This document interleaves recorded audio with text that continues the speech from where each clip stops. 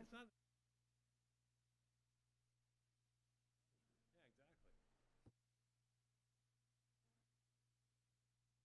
Best record in baseball. I know that.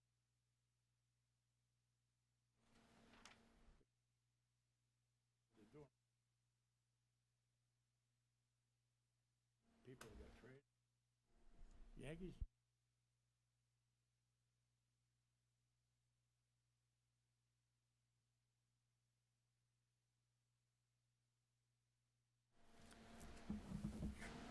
Being that it's 6 o'clock, I'll call this meeting of the Chelmsford Select Board to order. Could we start with the pledge, please?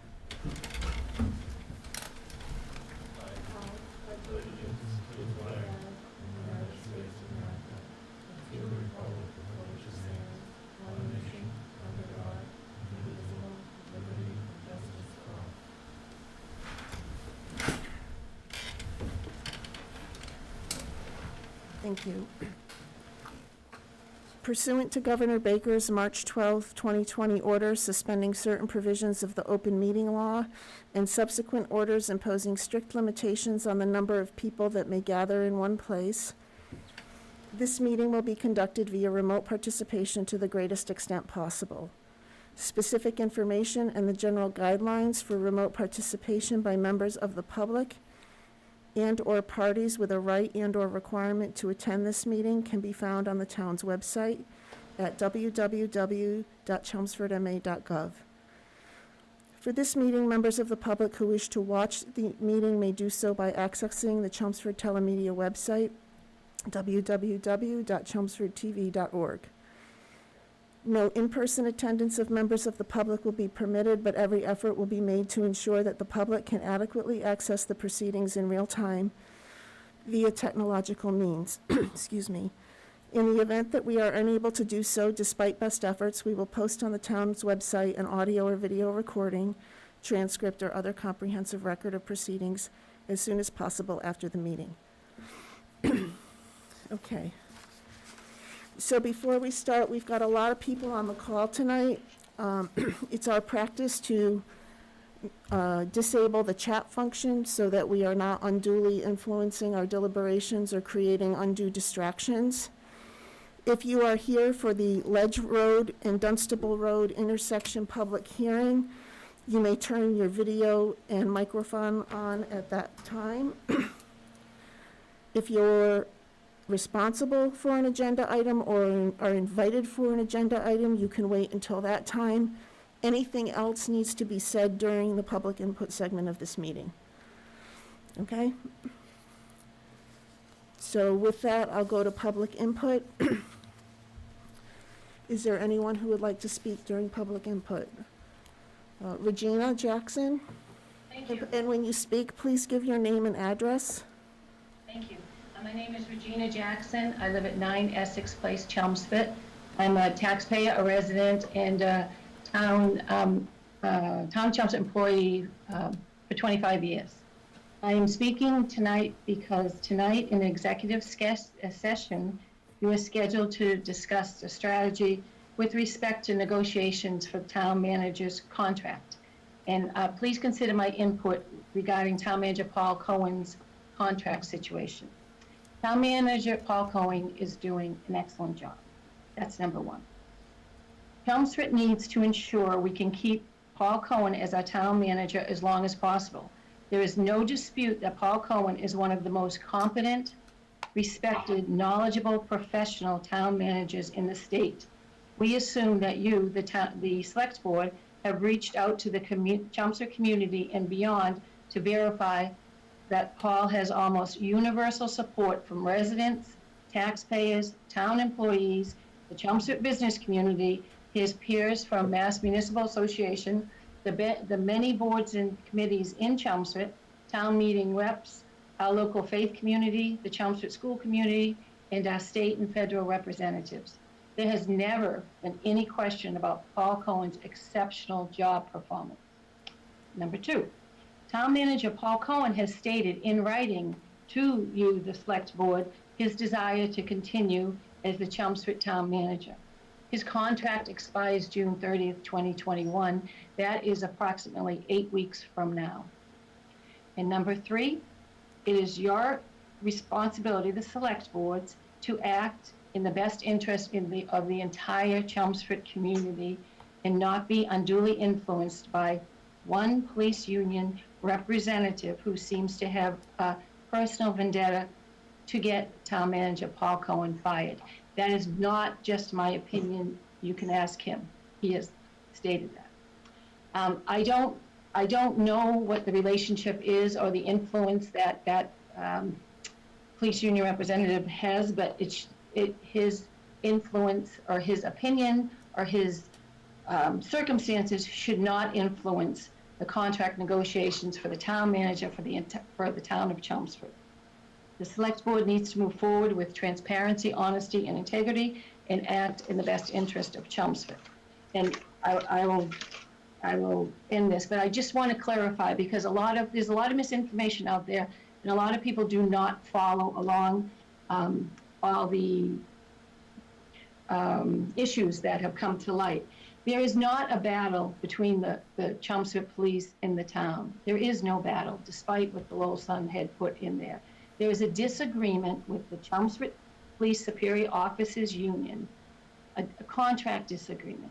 That union has 8 members, 8 members out of the 55-member Chelmsford Police Department.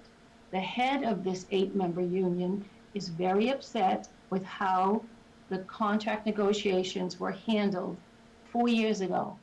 This has been going on too long. It's silly. It's been going on way too long. It needs to just be settled.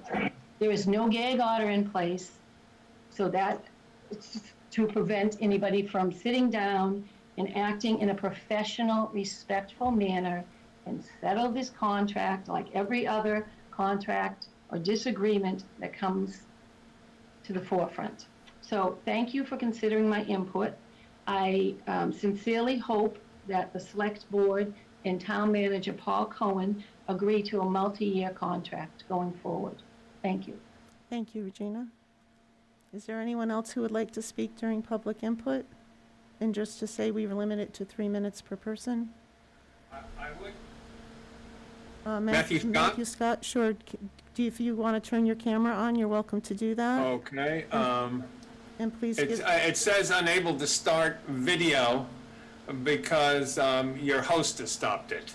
Okay, well, we'll ask them to work on that. Could you give us your name and address in the meantime? My name is Matthew Scott at 20 Stage Road. And I'll be very brief because Regina said much more of what she expressed herself the way I feel very well. Okay, let me, okay, start my video. Hold on one second. This gets a little, There I am. Hi. Hi, everybody. Okay, I just want to say that I've worked with a number of different town managers. I've actually, from different jobs in my past life before Chelmsford, I worked covering both state houses and cities. I have not come across someone as competent and as ethical as Paul Cohen, and I would think it would be tragic for Chelmsford if we lost him. I just think he's been a really great town manager. I've watched town managers for more than 40 years, and he is by far the most competent and the one of the best ones that I've seen. I know that everybody has different ideas of what's needed in the town, and there's all sorts of competing interests, and it's a very challenging position, but I think he's handled it wonderfully, and I would love to see Paul Cohen get a new contract and stay with Chelmsford. He's been great during this pandemic period of time, which has been very tough for somebody in his position, and I just really support him, and everybody I talk to supports him too, and that's all I have to say. Thank you, Matthew. Is there anyone else who would like to speak during public input? Anita has her. Anita Tanini? I think Brian Latina had his hand raised before me. Oh, I'm sorry. I'm not sure if Brian Latina, I see a hand raised. He put that up, I think, before I did. I don't know if he wants to go. I'll take him next. Go ahead, Anita. Okay, thanks. So I do have a question I wanted to ask for clarification purposes before I speak, if that's allowed. It's regarding, people have reached out to me, and I just wanted to maybe, put this out to the board first. and maybe they can Anita, maybe we're just not, kind of put it to bed. Anita, excuse me, we can't engage in dialogue during public input. Sure, then, I will let you know what I have heard Oh, then. you need to state, I'm sorry, you need to state your name and street address, please. Sure, Anita Tanini, 8 Columbus Ave. I've lived in Chelmsford 50 years. I'm a town meeting rep, and I also sit on the finance committee. Thank you. So I'll just put it out there, and you guys can address it if you want or not. But I have been hearing the rumors recently that the select board plans on extending an offer to Mr. Matt Hanson, current town administrator in Kingsborough, for the town manager job in Chelmsford. I just wanted to let you guys know that people have reached out to me regarding that. And I assume that you guys don't have any comment about that, which is fine. With that, I asked the select board to act swiftly in extending a 3-year market rate contract to avoid putting the town's bond rating in jeopardy to Mr. Cohen. As you may or may not know, when determining the town's bond rating, how the town is managed, how strongly the management and its internal processes are weighed heavily in assigning our bond rating. Come July 1st, if the board fails to take any action or does not offer Mr. Cohen a competitive and appealing offer to stay, the town will have no leadership and will be viewed as a higher risk. What this means is that goods and service will end up costing the citizens of our town more money. Many of you and the select board have campaigned at various points about lowering our taxes. However, not having a town manager in place on July 1st will do the exact opposite of this, and that responsibility will be on the members of the select board. We have been lucky to have Mr. Cohen as our town manager for the past 15 years. He has an undergraduate degree in economics, public policy, and management from Carnegie Mellon, and a master's degree from Harvard University. He came to Chelmsford when our finances and the management of such was in disarray. We were dipping into our reserves to fund operations. In other words, our town was headed for disaster.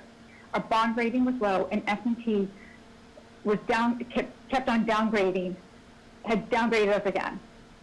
If you go back and look at the S&P analysis of our town from 2006, the year prior to Paul joining us, I will quote, "Chelmsford's financial position is weak, following 6 consecutive operating deficits in the use of reserves for operations." Any executive walking into a company or into a town like ours in which they must right-size the organization, put in policies and procedures foreign to the organization at the time, and make tough decisions necessary to put it on a path state is facing a Herculean task, to say the least. To be able to successfully execute this during one of the greatest recessions of our time is nothing other than extraordinary. There are many people who claim to be able to do this. Only a few have ever succeeded, and Mr. Cohen has proven that he is one of them. And I just want to point out some of the comments from our last S&P, this is for 2021, and some of the things that they highlighted in their report. Very strong management, quote, "We view the town's manager as very strong, with strong financial policies and practices, indicating financial practices are strong, well embedded, and likely sustainable. Strong budgetary performance. Chelmsford's budgetary performance is strong. In our opinion, despite the pandemic, the town has continued to produce budgetary performance through an adoption of a balanced budget, as well as strong revenue performance and expenditure control. Strong budgetary flexibility. Chelmsford's budgetary flexibility is strong in our view. The town has maintained strong budgetary flexibility in the past several fiscal years. Very strong liquidity. Our opinion, Chelmsford's liquidity is very strong. I urge the board to extend a contract to Paul immediately. It is May 10th. With each day that goes by, the uncertainty around the leadership of this community will negatively impact our overall bond rating in the coming year. Going much past May 15th with no resolution in sight and no indication to the street of an active negotiation with Mr. Paul Cohen or anyone for that position will negatively impact the town's bond rating, regardless of the eventual outcome. Inaction in itself is a decision and has consequences. These consequences will lay squarely on the shoulders of the select board. Thank you. Thank you, Anita. Brian Latina.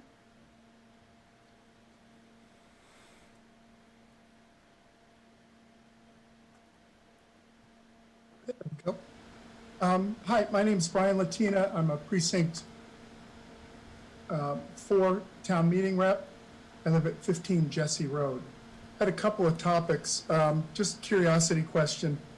My pocket constitution shows that free speech is more than 3 minutes, just for the record. Topics tonight are, I have a few of them. One is I was able to go to the scheduled town meeting on April 26th at the Senior Center. And I was greatly disappointed that the many of our town meeting reps were missing. And in particular, I understood that the town moderator was to address the town members present in the case of a less than quorum situation. The town meeting moderator instead addressed a TV camera and never addressed those of us present in order to pick the time and place for the town meeting. I'm greatly disappointed, and I think the actions that were taken for this particular town meeting, spring town meeting, were in fact illegal. They did not pass muster. The Attorney General was not notified, as is a requirement for an emergency. Board of Selectmen did not declare an emergency, and therefore the town moderator selecting the date and changing town meeting was outside his authority as town moderator. Whether or not you're in a COVID situation or an act of war, you still have to declare an emergency. So I'm puzzled by the fact that our fall town meeting is on the agenda and scheduled for the same building, Senior Center, which was declared by the town moderator as unsafe. I'm concerned about that, why you would do that in the event of arguably our fourth town meeting having to be done at the high school gym or another safe place. The other topic I had was Thermo Fisher Scientific at 220 Mill Road. It's well underway construction-wise. This project was described on its application as a minor addition to the building to tear out 56 parking spaces and build a tank farm for 86,000 gallons of acetone, which would be evaporated through that building's upper floors and into the atmosphere in Chelmsford, I assume over the course of weeks or months. That is not a minor addition. There were over 100 workers' cars in the parking lot today. The entire top of the building has been removed and girders put in place with a 190-foot crane. This is in a residential area. And by using the application that the planning board approved, this project is a huge manufacturing project that did not go before the public in our area. In fact, town meeting members weren't even notified that it was going through. And a letter to the planning board was rejected because public input was not required because of the minor details of this particular project. I'm very concerned for the town of Chelmsford. I'm very concerned that this was an unfortunate mistake on the planning board's case, and we need to relook at that project. It's a serious chemical plant manufacturing facility. Finally, the marijuana warrant article in town meeting, I believe would be in the June 17th timeframe as changed by the town moderator, is a significant departure from what Chelmsford wanted to do in 2017. We passed a bylaw, in fact, 4 of them, to block marijuana production in our town. Someone from the planning board should be the one to describe this and try to explain it to town meeting, not the town manager and not the community development person. If the planning board truly started this project to allow us to have marijuana production in our town, they should be the ones to come to town meeting, and they should be the ones to explain the genesis of this particular warrant article. Not our town, not unelected people. We keep hearing that they're elected and we should listen to them. So that's all for this evening. And again, I hope I didn't extend over my 3-minute freedom of speech issue.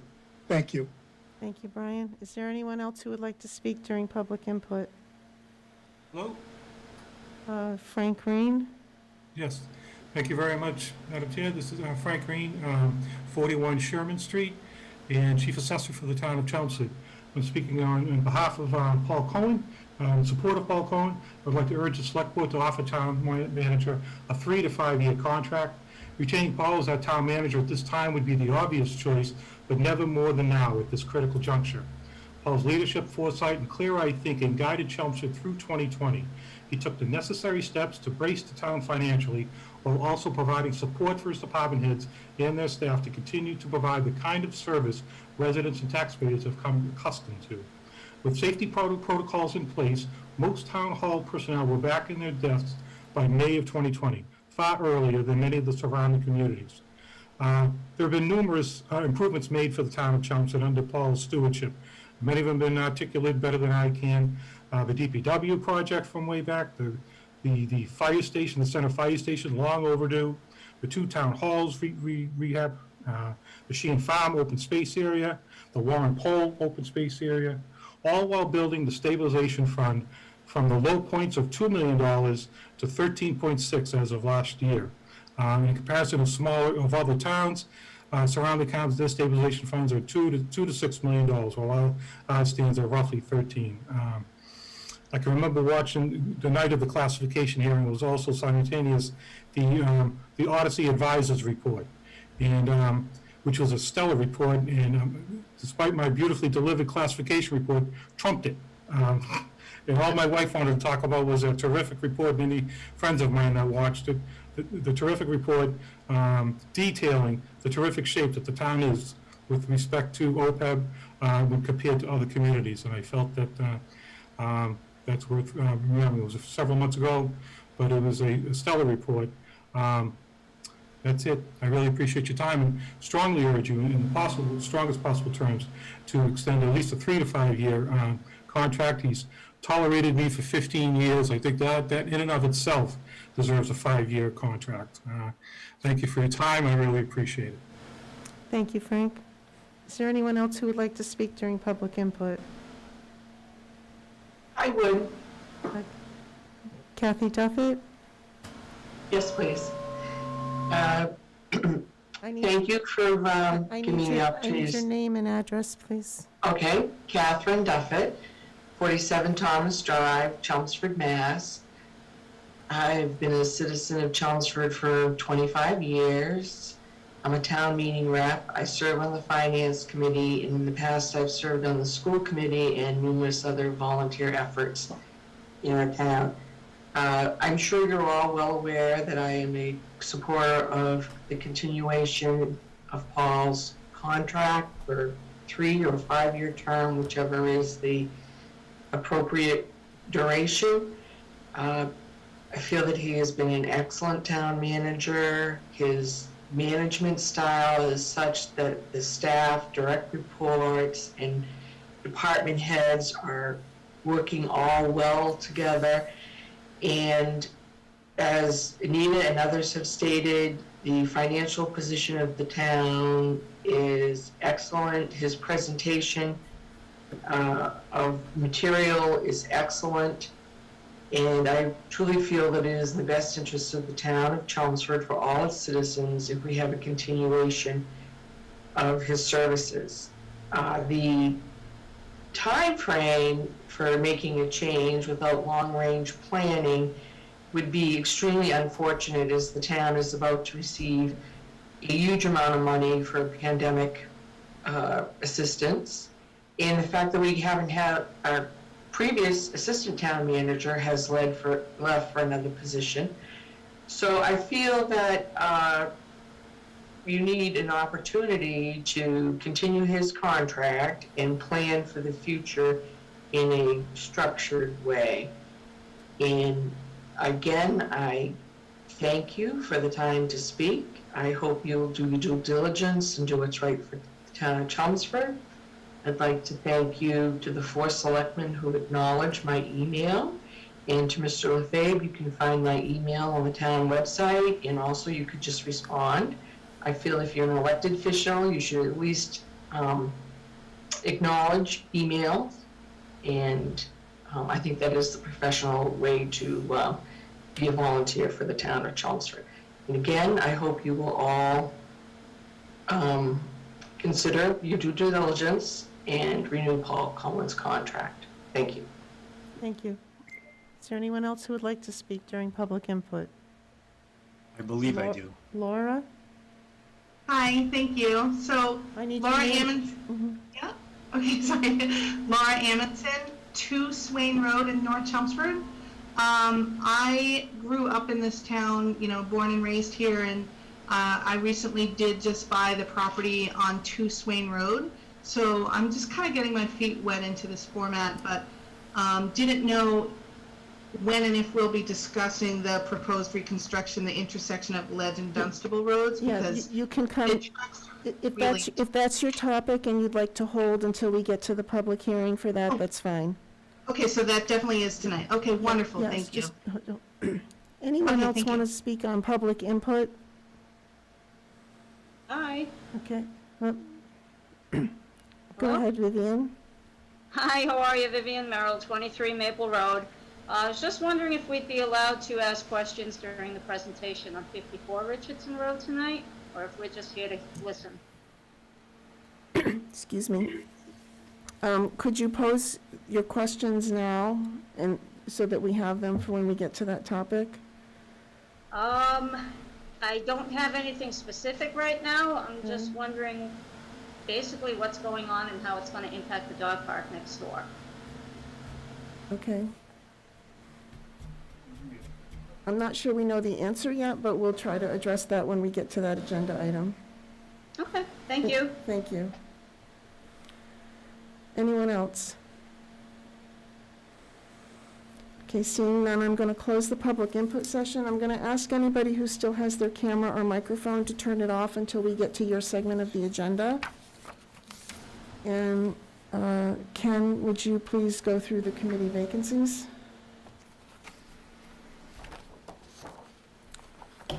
Committee vacancies as of May 10, 2021. Bicycle and Pedestrian Advisory Committee has 1 unexpired 3-year term and 1 3-year term. Board of Appeals has 1 3-year term. The CCA Advisory Committee are looking for 2 members for 1-year terms. The Center Village Master Plan Implementation Committee looking for 2 members for 1-year terms. Commissions on Disabilities looking to fill 1 3-year term seat. Community Action Program Committee 1 1-year term. Council on Aging 1 unexpired 3-year term and 5 associate member positions. The Cultural Council 1 unexpired 3-year term. The Dog Park Advisory Committee 1 unexpired 1-year term. Energy Conservation Committee is 1 unexpired 3-year term and 1 3-year term. Holiday Decorating Committee is 1 1-year term. Parade Committee are all applicants are welcome. It's a 1-year term ending in July of 31st, 2021. Permanent Building Committee is 1 3-year term. Personnel Board is 1 2-year term. The Public Celebrations Committee are looking for 5 1-year terms. Roberts Field Advisory Committee looking for 1 1-year term. Tree Committee has 1 unexpired 3-year term ending June 30th, 2021, and 1 unexpired 3-year term ending June 30th, 2022. If you're interested in serving on a town board, you can complete an application at the town website, or you can reach out to the town manager's office at 978-250-5202. Thank you, Ken. Okay, that brings us to the public hearing for the concept for Ledge Road and the Dunstable Road intersection reconstruction. Paul, I don't know if We you can want have to... Steve Yonley, who's on the call, give an overview of the PowerPoint presentation of the Sure. project, and then we can Sure, open it up. and just as an introduction for the public, this is one of several potential options that the Select Board has looked at on and off over the years to try to help reduce the amount of truck traffic that comes off of Ledge Road and comes down through residential streets in Chelmsford. There is nothing set in stone. Steve Yonley will go through what the initial concept looks like, and we felt that before proceeding any further if we do, that we needed to get some input from the resident stakeholders in that area. Go ahead, Steve. So Steve? We have the PowerPoint if you, Yeah, I didn't know if you were. I don't gonna have share his power, I don't have a PowerPoint. was it not in the packet? Oh, is it part of this? Oh, there we There go, it is. sorry. It's in the same file.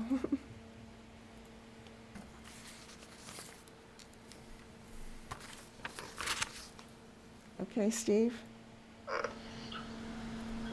Can you actually please blow that up? It's really difficult to see online. I'm trying.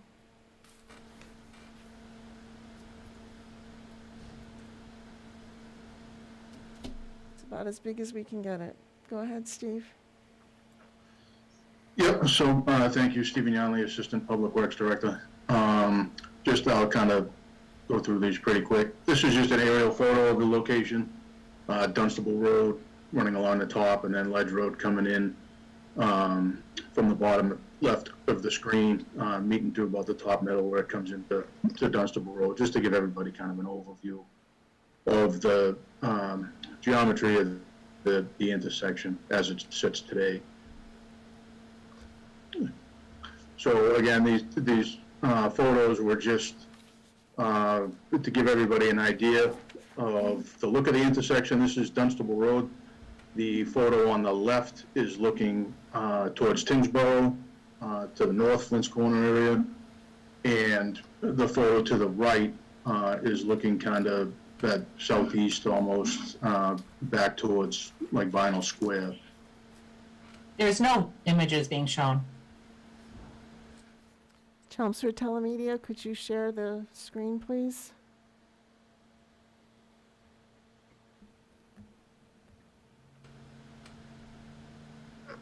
Can you repeat what you just said, please, Steve, so that we can now vision it with? Ma'am, if you could just give us a moment, okay? We'd like to, I'm trying to get it back up on the screen so Steve can go through it. Can people see it, I'm assuming? I see it. I'm one person, so. Thank you. So, Steve, I'm just gonna go back to the top picture, if you don't mind. Yep. No, that's fine. So, and so this shows the right-hand turn, and what we were looking at was, I should have put this in context, whether it's feasible to also enable a left-hand turn. So go ahead, Steve. Yep, so again, that's just an aerial photo showing kind of the existing geometry of the intersection. So you see kind of the severe angle that Ledge Road comes into Dunstable Road at.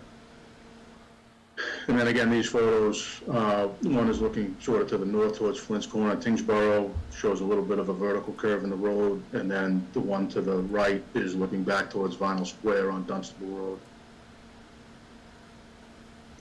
And this is Ledge Road. The photo to the left is standing kind of across Dunstable Road, looking down Ledge Road, and then the photo to the right is sort of almost standing on the culvert that runs under the beginning portion of Ledge Road there, looking back.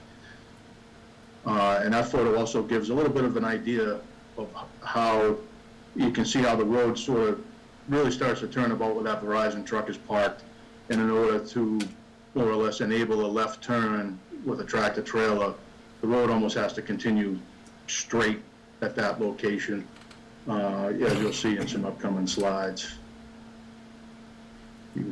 Yep, so this is a photo of really the affected property, the 248 Dunstable Road, the home that was built a year or so ago. I took these photos here to kind of show, gives you a good idea of the grade difference from the existing Ledge Road and then up to the grade of the house. It's a solid 6 feet, if not 7 feet in some spots of grade. But if we were to realign this road, we would have to make that up, and then also probably the installation of a retaining wall somewhere on the 248 property.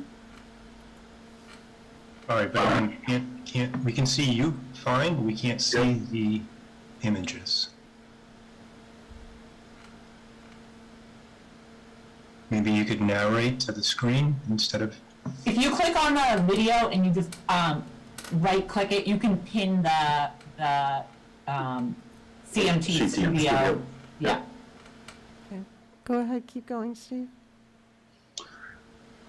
Yeah, so this slide here just shows I had a local traffic company kind of lay truck turn template on sort of what we have for information in that intersection.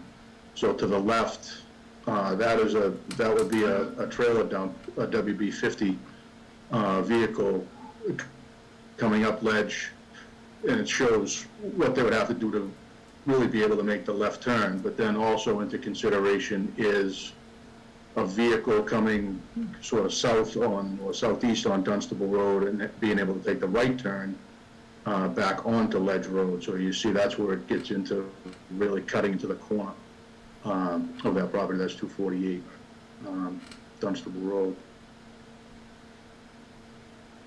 So then this plan, based on those truck turn templates, this graphic here shows more or less kind of a proposed easement. At this point, I haven't done any real survey information, so when you look at this at a closer view, it has a lot of plus and minus dimensions on it. But it gives an idea of the amount of the corner we would have to take to make this a possibility. And then I think the last slide is just some record plans of both sides of Ledge Road, just to give an idea of some information on the actual layout. And so I know the one to the graphic to the right, excuse me, is a foundation location plan from when the house was built about a year ago. So I mean, that's a real brief overview. Thank you, Steve. Yeah. Is there any more comments or discussion from the board before we open this up to the public? Questions for Steve? I think if just Steve could give an estimate. And Steve, what do you think this project would cost in terms of dollar cost for construction and the easement, potentially estimated? So again, I think my original estimate was right around 400,000. That was put together probably around a year ago, I think, when Mike McCall was working on some of this stuff up around the area. I would say, given the real estate climate, the taking will probably be a lot more than what we had initially kind of guessed. And construction will be up a little bit. So we're probably into the, $450,000 to $475,000 range. A lot of that would really get determined if the project moves forward and we get some, a detailed survey information and really see, how far on Dunstable Road we have to grade out to make, the turn work, basically. Thank you. Any other questions from the board? Okay, we're going to open this up for public input. If you would like to speak on this topic, or please turn your video and your microphone on. You can raise your hand or use the raise hand function. I need you to state your name and address before you speak, or before you start speaking on the topic. So I'll go with Michelle Tangay. I see you first. Yeah, hi, my name is Linda Pacheri. I live at 82 Swain Road. Michelle and I live in the same house. I'm sorry, I have two what's your questions. name? It didn't come through. Linda Pacheri, Thank you. 82 Swain Road. I have two questions. If the town chooses this option, how can we be assured that the heavy truck traffic will choose to turn left instead of right? Is there any possibility that the town, because they will be enabling an access route to Route 3 by making it easier for the trucks to turn left on Dunstable Road, would the town be able to post signs, saying no heavy truck traffic, for example, on Swain Road? Because, the truck traffic on Swain Road is just, it's awful, it's abominable, it really is. My second question is the option to create a direct access road from the quarry to Route 40, is that still on the table? So those are my two questions. Steve, you want to answer the first question about the truck signage? So, in order to do a full heavy truck exclusion, Mass DOT has guidelines, and we would have to do the counts, fill out the paperwork and come up with an active, viable alternative route for the trucks to go. And then it's at Mass DOT's discretion. I'm sure the volumes are probably there, but it's the alternate route that becomes an issue with a full restriction. So that's anybody, driving a commercial truck, which technically is over 2.5 tons. So I don't want to speak for DOT. Obviously, we've had some history, Golden Cove Road in the past with heavy truck exclusions, and it has not worked. So, I mean, if it all goes forward, we could certainly get the counts and look at an exclusion, but then it's up to the select board to endorse sending it in and seeing if that's viable. A lot of times what'll go on is we would do the exclusion there, and then they'll find the next street down and cut up that way. So, it has benefits, but it also certainly has drawbacks. Thank you. And then the second question they had was about whether the access road from the quarries or the asphalt plant to Route 40 was still viable, and I think the answer to that was no. And that was because when we had the discussions with the operator of the asphalt Newport Materials, they are prohibited from their license from utilizing that property for that purpose in terms of the total truck counts. Thank you. Rahul, I'm sorry if I'm mispronouncing names. No, that's correct. So I'm Rahul Amin. So basically His address? I need your address. Sir, I need your address. Oh, sorry, Rahul Amin, 248 Dunstable Road, North Chelmsford. So basically the intersection that you guys are talking about is cutting through my property as currently planned. So just really quick, I bought this property a year ago. We just moved in, so I'm new to the town. I'm not really sure of the format here, but basically quite a few things to consider. I just received this notice that this was one of the options that the town is considering. Well, currently, if you do make this turn, the trucks will go right close to my house at much greater speeds than what they currently would have to go through.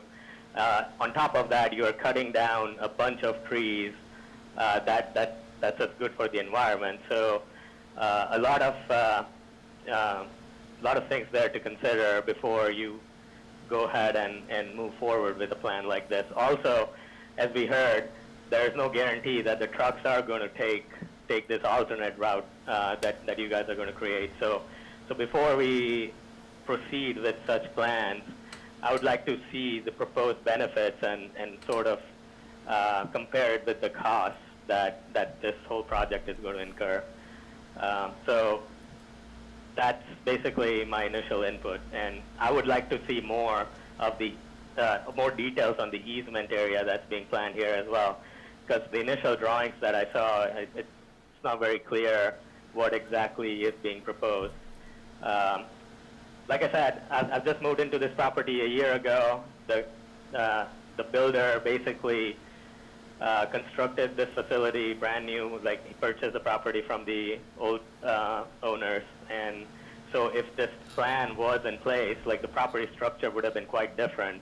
And so the last point I'd make is also the property devaluation that this is going to basically cost me is something additional that,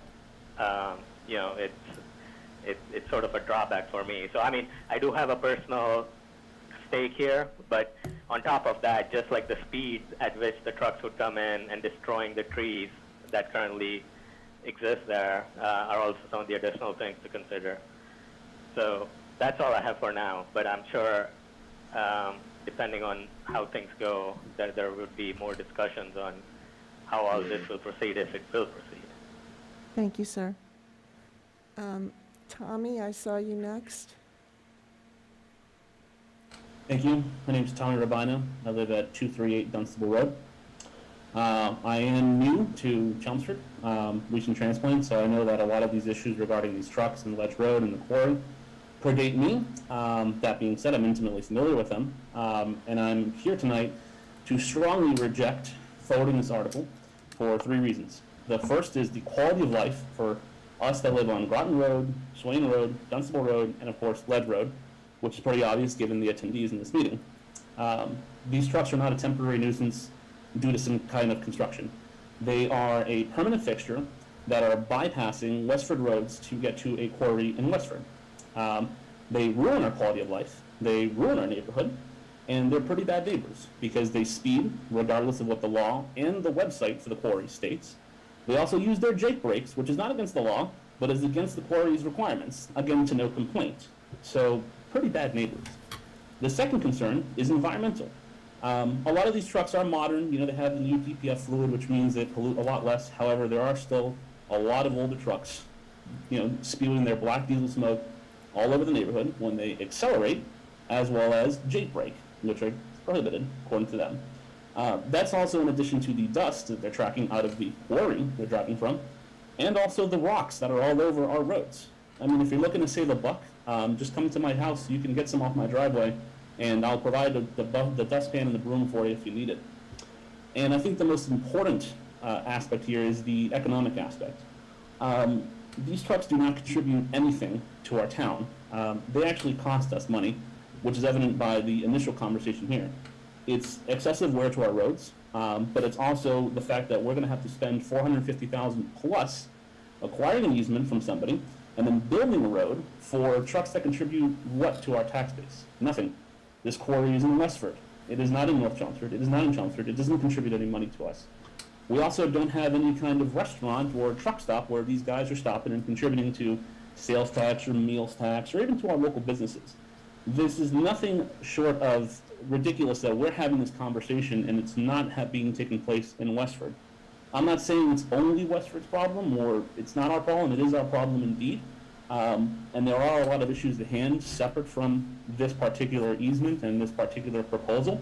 But I strongly reject that we proceed with this proposal or any proposal to make any kind of improvements before engaging with the business owners as well as with the town of Westford as to see how we can remedy this issue so that it's a good resolution for all of us and not just costing us money to continue our decreased quality of life. And I'll finish by saying that I find it a little upsetting personally as a new resident of the town, like Rahul, that he only received a public notice of this meeting like we all did in the mail, versus being a little bit more consulted considering that it's his property that's about to be cut for this proposed easement that we're talking about here in this proposed improvements. So again, I urge you to reject this article, and we do need to talk about this issue further, but I'll leave it at that for tonight. Thank you very much for your time. Thank you. Derek?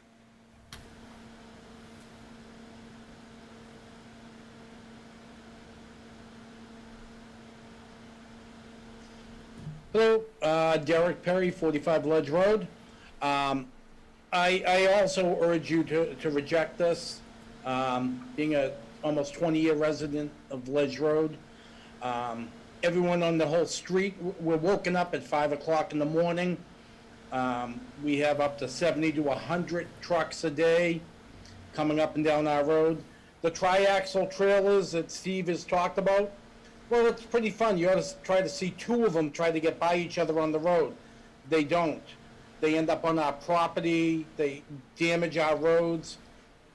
It's just ridiculous. And we've been complaining about this for years, and the boards said, hey, let's widen the road. Let's welcome the trucks down here.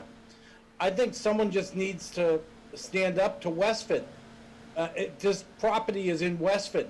Why can't we close down our portion of it? If they want to use the quarry, we'll go to Westford. I don't care what deal Newport made with the town of Westford. They did not make it with the town of Chelmsford. Why should we have to deal with this? I mean, you can drive all over Westford and see Newport paving all the roads all through Westford, so obviously someone got paid off in Westford. I mean, why should we have to deal with this? It's not fair. I mean, we've got kids on our road. 5 o'clock in the morning, we've got trucks, Monday through Sunday. 7 o'clock, Sunday morning, 7 o'clock, we have trucks driving down our road. Tractor trailers, they're pulling heavy equipment in and out all the time. 5, 6 times a day on Sunday. It's a day of rest. When do we get rest? We don't. Thank you. Thank you, sir. Diana? Hi, Diana Hill. I'm at 242 Dunstable Road. I just wanted to agree with what I've been hearing already. Some of my concerns include the fact that that area that they want to turn into a bigger turnaround is used as a bus stop, and it's already dangerous where trucks plow through even when the bus is there. If the bus doesn't cover that intersection, the trucks try to get through it. So if we make that intersection bigger, it's just going to make it easier for them to sneak right past the bus. And also that property at 248 was deemed too small already for the house that's on it, and the builder had to get special privileges to build there. So I think making that property smaller is not the right choice. Thank you. Melissa?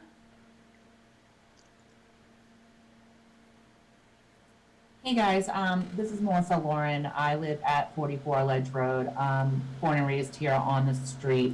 I also have my mother, Earlene Lauren, with me here in the office with me.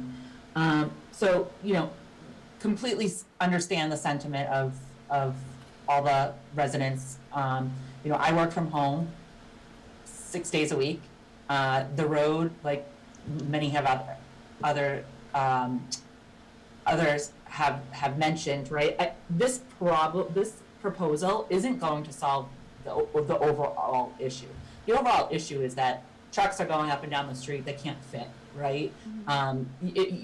You're trying to put a Band-Aid on, you know, a cut that's not, you know, it's not going to solve what the initial issue is, right? The initial issue is the volume of the trucks, the width of the road, the volume of the trucks, the safety of the children on the road. You know, like others have mentioned, you know, you can't even fit a car and a truck. I welcome some of the board to come up and sit in my driveway if you want to see the volume of the trucks and the lack of space to fit 2 cars on the road, let alone, you know, an 18-wheeler and a truck and a car. You know, other than that, I think, you know, we're not even talking about the speed here, right? Like, these guys fly up and down the street. At least, you know, my windows shake at least 2, 3 times a day. And that's with me being home. I can only imagine how many times it actually happens, right? The environmental concerns, I think, is a huge problem. Like trash is, you know, I've seen people throwing trash out the windows and littering. You know, who's going to clean that up? It's not the Westford town that's going to clean it up. It's not the truck drivers that are going to clean it up. It's us residents, or, you know, a committee that has to come in and clean up the street. These are all reasons why, you know, I also reject the claim in the proposal here. Mom, Thank you want you. to say anything? We don't want the trucks. Yeah.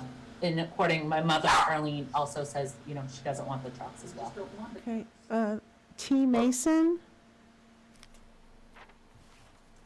Hi, thank you. I apologize because my camera does not function. It's okay. My name is Tom Mason. I live at 252 Dunstable Road, which would be the left-hand turn, so I guess I have a vested interest as well as my family.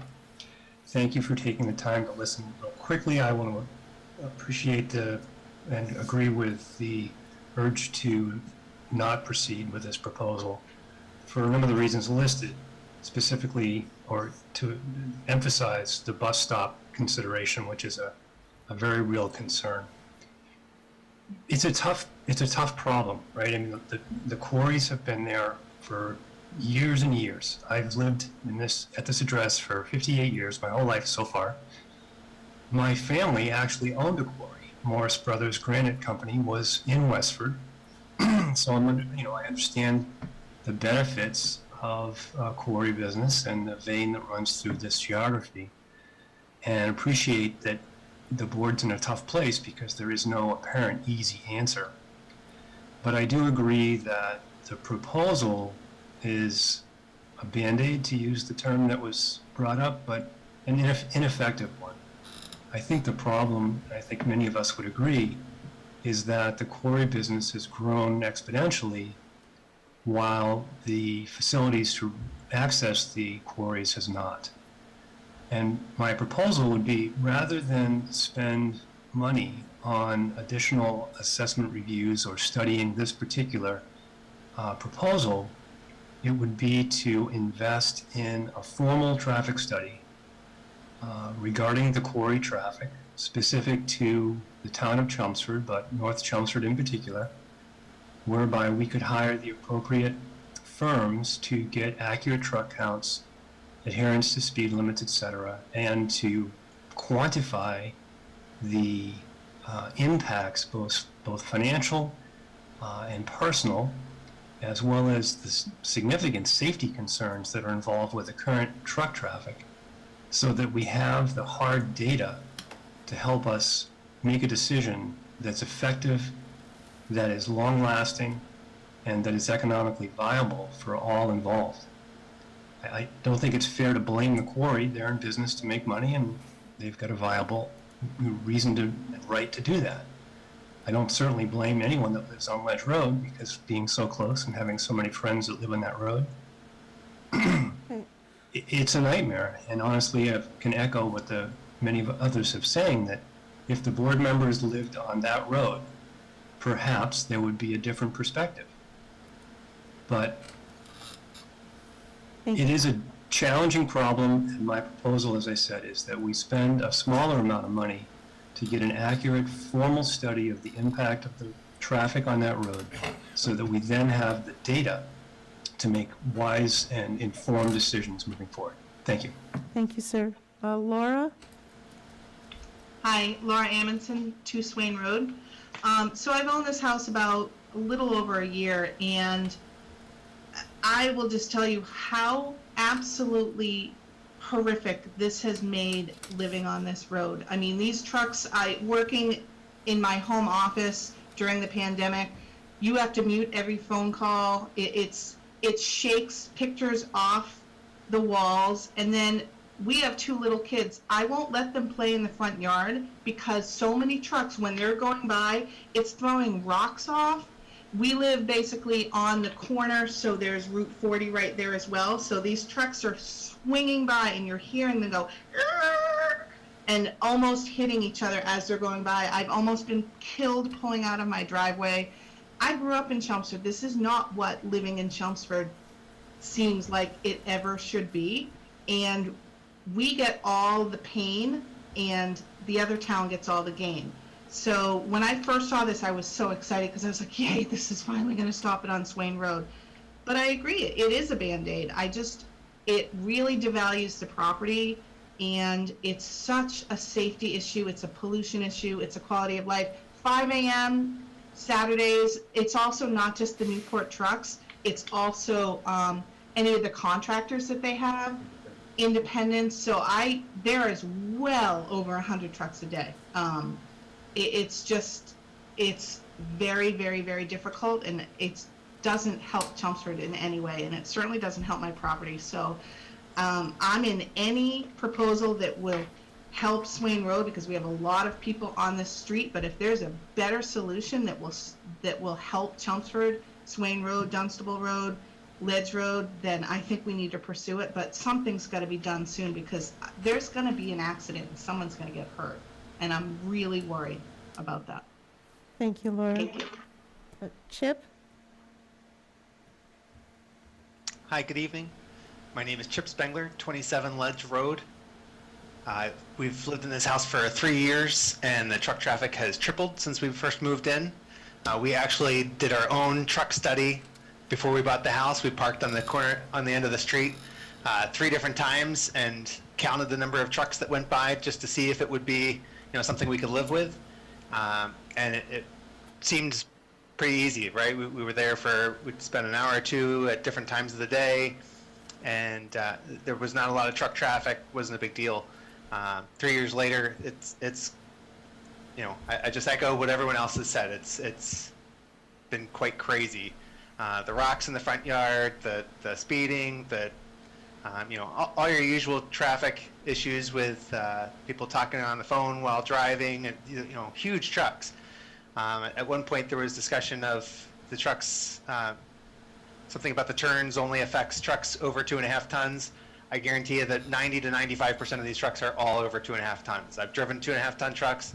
They're tiny compared to what's going down the street, right? But this is not really just about the truck traffic, because the truck traffic is going to remain one way or the other, whether we do this turn or not. My concern, however, is about the fact that as somebody else brought up, where we're talking about putting that turn in is currently a bus stop. There's space there with boulders that go across so that traffic can't go through. And it's a perfect safe space for the kids to stand while they're waiting for the bus.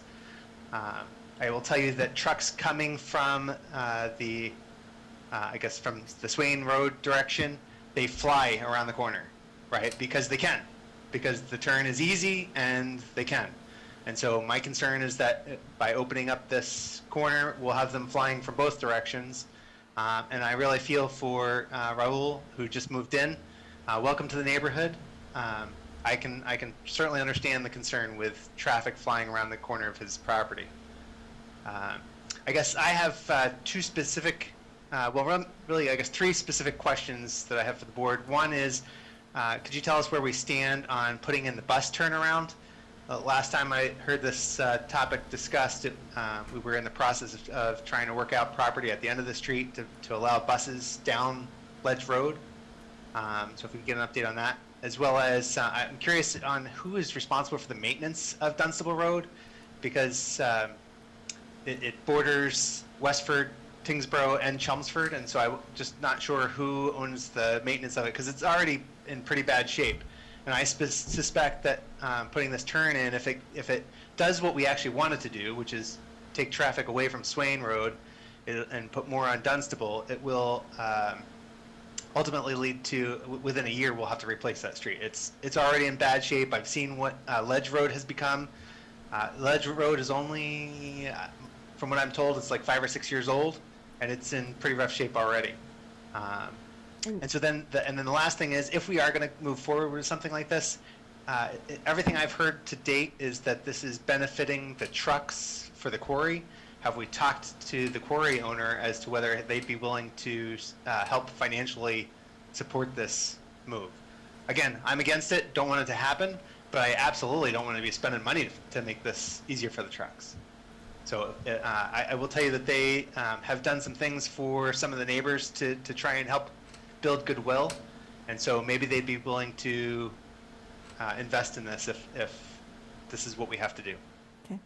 Paul, could Thank you you for chatting. address the first two questions, the bus turnaround and the maintenance of Dunstable Road? Yeah, Steve, do you want to give an update on the easement and the taking for the bus turnaround, and also the maintenance? Yeah, of so I the- anticipate, having the paperwork to the board.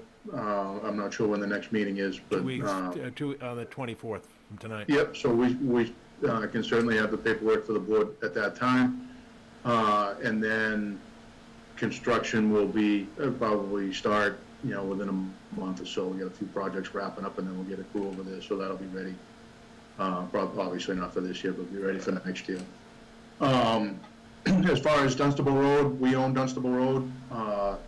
There is a portion, I think if the board remembers, down by Mission Road, there's about 1,200 and some odd feet that actually is in Tingsboro. You go from Chelmsford to Tingsboro, back to Chelmsford, and then heading towards Flint's Corner, you go into, I'll probably get this wrong, but you go into Tingsboro and then back into Chelmsford again and then into Westford. So it gets a little confusing in spots. We own some of it, we don't own some of it. You remember that probably from the sidewalk discussion when we were, throwing around ideas for running the sidewalk from Ledge Road all the way back down Dunstable, where the sidewalk ends at Dunshire. My comments about, not wanting to build sidewalk in another town, we can't build enough on our own. But it's just it gets a little, like I say, confusing. But it's right about Mission Road, and then it goes about 1,200 or so feet north. Then you're back into Chelmsford, and then when you go left, get up past Stone Hill, you go into Tingsboro again, then back into Chelmsford, then into Westford. Thank you, Steve. Sure. Sue Olson?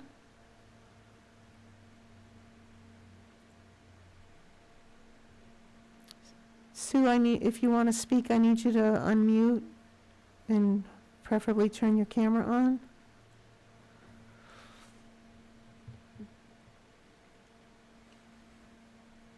Yeah, we should be able to hear you now. Okay, can you hear me? Yes, can you give your full name and address? Yes, Sue Olson, 140 Groton Road. Just for perspective, my house and driveway face Swain Road. So I am right at the intersection of Groton, Swain, and Main Street. This issue for me as a homeowner goes back 4 or 5 years now, and I've tried to be very vocal about the continuous truck slamming at the end of Swain Road, the volume of trucks that travel in this area. And I know there have been many proposals discussed when Mike was still here in town, the many traffic studies that have been done that show the volume of the trucks. What I still have not heard an answer to that I've asked before is, has the town of Chelmsford investigated the legality of the initial agreement that was entered into between Newport and the town of Westford, whereby the town of Westford gained millions of dollars in this deal, not only with making a no right turn, out of their facility on Groton Road. They got trucks and all kinds of things in this agreement. However, the select board for both of the towns have you come together as a group, requested a meeting to try to get a resolution to this and help the residents of North Chelmsford in particular with this truck traffic. It's only getting worse. It has gotten worse over the years. I know there was a discussion also on a meeting being proposed that would include the owner of Newport. I don't think that meeting ever took place. Maybe coming at this whole issue as far as sitting down with the boards, with the owner, to try to come to a resolution or some kind of remedy for this issue. I see it's only going to get worse. I have a great deal of empathy for the residents on Ledge Road. It's bad enough here. I just can't imagine what it's like being a resident living on Ledge Road. So, I think that's all I had. thank you, Sue. Just those two things. Paul, correct me if I'm wrong, but I believe the answer to the question about the legality, yes, we have looked into that, and there's nothing we can do. Yes. And yes, there have been discussions with the business owners, but we have not been able to come to resolution, is my understanding. Well, I guess what has to be done to, you can't force them, so Right. we as the residents just have to live with it. I mean,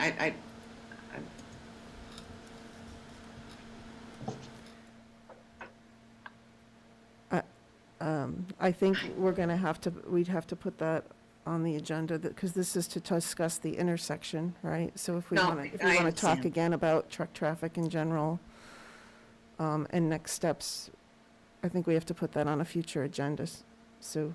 okay, thank you for your time. You're welcome. Okay, is there anyone else who would like to speak during this Yes. public hearing? Michelle, you want to come back? Yes, thank you. My name is Michelle Tangway, and I live at 82 Swain Road. And in addition to all the other comments about how horrible the situation is, the fact that we are absorbing all the pain without any gain, it makes me feel like this is a very hopeless situation, and it's very frustrating to live on these streets and experience what we do every single day, every hour, from, as the gentleman earlier said, 6 o'clock in the morning, straight through till, 3:30, 5 o'clock, whatever time it is. It's constant. The only thing I would add is that in terms of the intersection, which is the subject of tonight's discussion, I've been here for about 16 years now, and shortly after we moved here and I started noticing the increase in the truck traffic, I was curious, and I took a ride up, and I did a little investigating, and I found out that it's only a 1/10 of a mile difference between taking a left on Dunstable to pick up Route 3 and going down, taking a right, coming through Swain Road to Route 3. A 1/10 of a mile. Also, at the time, there was a dirt road going to the left. It existed at the time, before the big rock was put there, and that was allowed to grow in, and then they put up a utility pole. So there was a road from Ledge that allowed traffic going to the left at one point. So at some point, there was a change made, and I have no idea how or who or why, but it did exist. I'm not suggesting that this proposal is the right way to do it. I do agree with the individual who said this is a Band-Aid for this is an artery that is burst. And to put a Band-Aid on it is, in my opinion, an insignificant remedy. And I would want to see this discussion about the truck traffic in general continue. I know this evening is not the time to do that, but I would like to see this issue continued, brought forward until some kind of a resolution is found. Because to allow us living on Ledge and Dunstable and Swain and Route 40, this is unacceptable. Thank you very much. Thank you. Virginia, Priscilla Ross has been waiting. Priscilla, did you want to speak? Yeah, actually, thank you. I am Priscilla Ross at 250 Dunstable. So I'm the neighbor that is directly next to the people at 248. And most of my points have been covered already, and I can't be in favor of this for many of the different reasons that everybody has already talked about. I've been in my property going on about 2 years now, not like a year and a half or so. And I wanted to emphasize just the damage it would kind of do to the 248 house, that was sold even less than a year ago. I'm taking out that triangle, as the owner actually already mentioned. It just provides a buffer. It's a fair piece of property, actually, and looking at the appraisal plan, that would be about a quarter of their property that would be given to that, without really having done, studies or about which truck drivers would actually change their route if the left-hand turn would be easier, if how many of those would actually be coming down from New Hampshire, and the other exit off of Route 3 would be helpful to them. But also other points that people have said that, when an intersection improves and road conditions improve, generally that doesn't make traffic go more slowly or be more careful or anything like that. So I think it's too bad the company isn't more cooperative. I guess they don't really have any motivation or need for that, because it would just be good to get more information as to how effective this particular change would be, given the big price that at least one family in our community would need to pay. If it would really, it's not going to help anybody on Ledge, that's for sure. It might help some folks on Swain, because it would, redeploy some of that traffic to come down. I do believe, I can't really see the intersection from my house because of the way the incline there. But I have been told that trucks can make a left-hand turn. I guess they really have to stop and work on it. So that may be something of an advantage, because they're going to take it slow. But it's not like it's not possible for them to do it. Thank you. And I'm not a truck driver. I know it's easier, if we change that term for them. But I think those were all my comments. Thank you. Thank you. I thought there was a gentleman who said he wanted to speak, I think, who hasn't spoken. Yes. yet. David, could you give your name and address? David Rand, 167 Dunstable Road. Back on, when we were talking about this originally, I brought up the fact that there was 2 rest stops that were closed on Route 3, right handy there.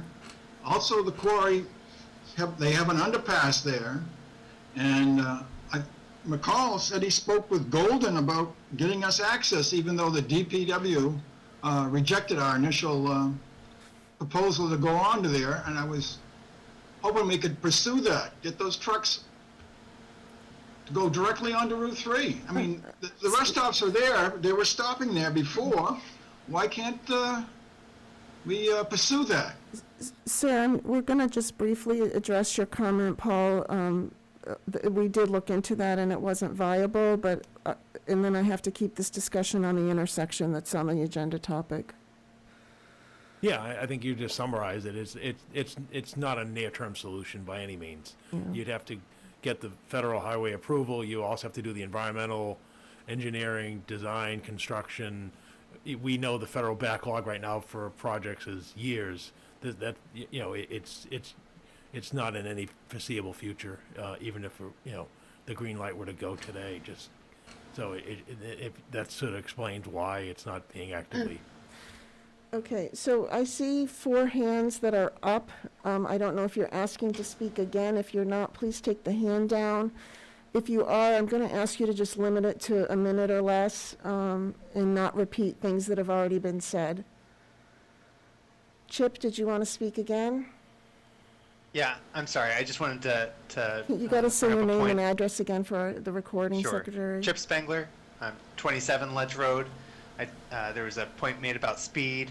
I just want to remind folks that there was a lot of work that was done last year to try and bring the speeds down of the trucks by having police park at different points, trying to set up speed traps, and that did help a lot. You could always tell when there was a police officer parked somewhere close because the trucks were radioing to each other to let each other know that there was a speed trap, and so they would all slow down. As soon as the police were gone, the speeds would come right back up. And so there is, when they come around that corner, it's fast. And again, the concern is opening up the other direction just allows them to go fast in either direction. They are able to make that turn in both directions, not without driving over someone's property, which is what they do today, but they do make that turn. Thank you. Laura, did you want to say something else? Sure. So Laura Amundson, 2 Swain Road. I just wanted to reiterate also what I believe Miss Olson from 140 Groton Road said was, she and I think, are pretty close in terms of where we're at, where our houses are. We want to have I want to have some type of resolution for this. I don't want this just to go away because we can't seem to come to an agreement in whichever way is the best. I just don't want it to somehow be something that goes on and on and on for years and years and years, because I am very, very nervous for my children's lives. I'm playing in our yard. I'm nervous for my own life, backing out of my driveway. I wouldn't enter onto a highway getting on that. I would be nervous to drive my car onto a highway that had trucks going that fast. That's what my driveway's like sometimes. And it's just, they come around that corner like they are just... Thank you.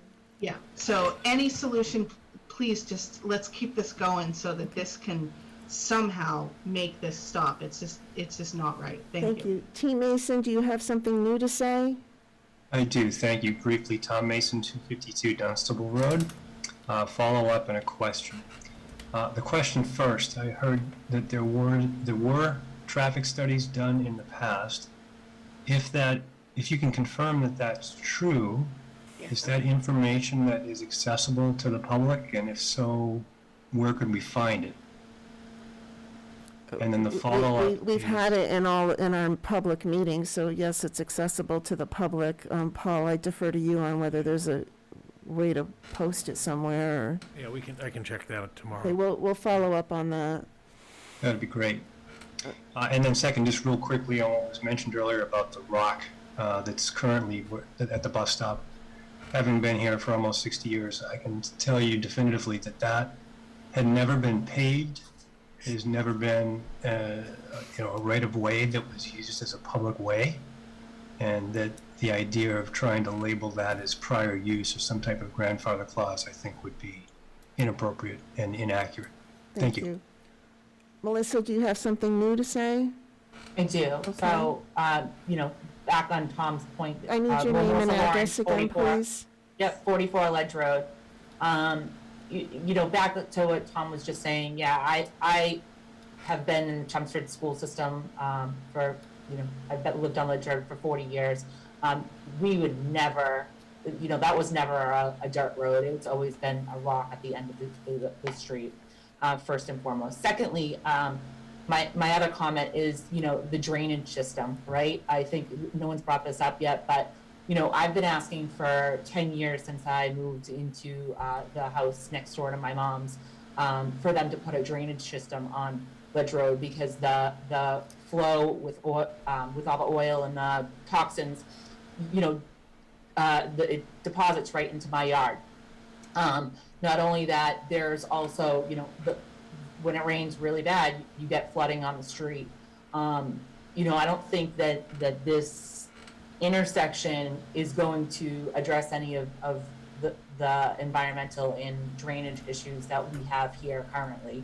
I mean, I've been asking for 10 years for a trench drain to be put in, and it hasn't, right? So, someone just made a comment on the board saying that it's going to take years for, the study and whatnot. Well, that's okay if it takes years. It's a solution, right? So, I think we need to think about other options and think about solutions that are going to solve the issue and not just put a Band-Aid on it.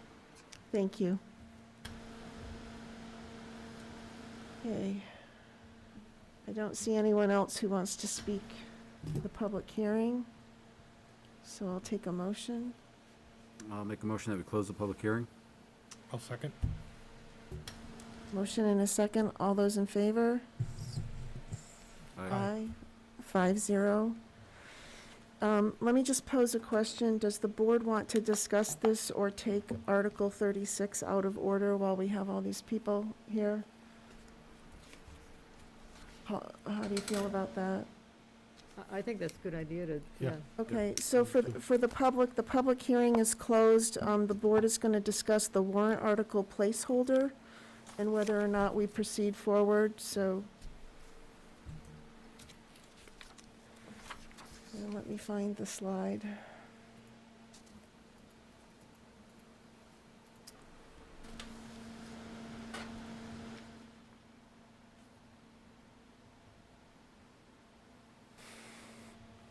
Okay. Paul, do you just want to give a background of what this placeholder was for, and then we can discuss it?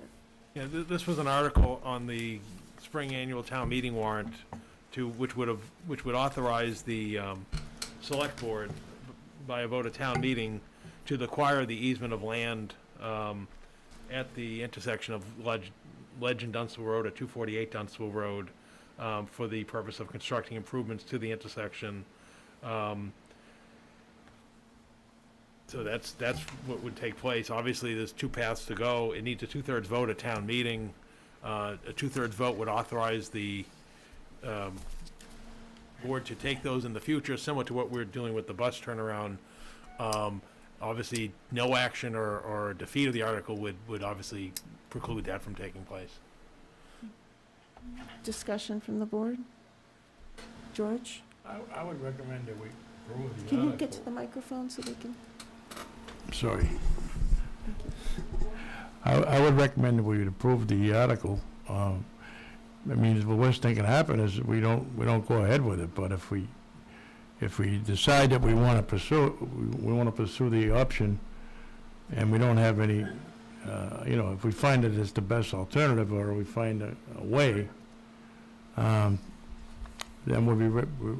nothing will be in our way. But if we don't approve it, and people see what we're trying to do, or have a better idea, or whatever, that this helps, I think, just passing the article doesn't do any, just gives us the authority to do it, doesn't, I don't know, unless I'm wrong, I don't know. Pat? I guess I'm the opposite feeling. You know, everybody that spoke here tonight, there was not one person that gave any indication that this was going to solve anything at all.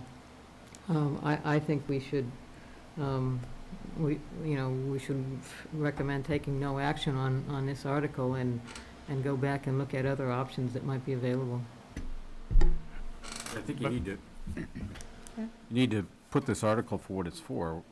We are trying to put a Band-Aid on a bad situation, and to the detriment to the people on the left side as you're coming out of Ledge.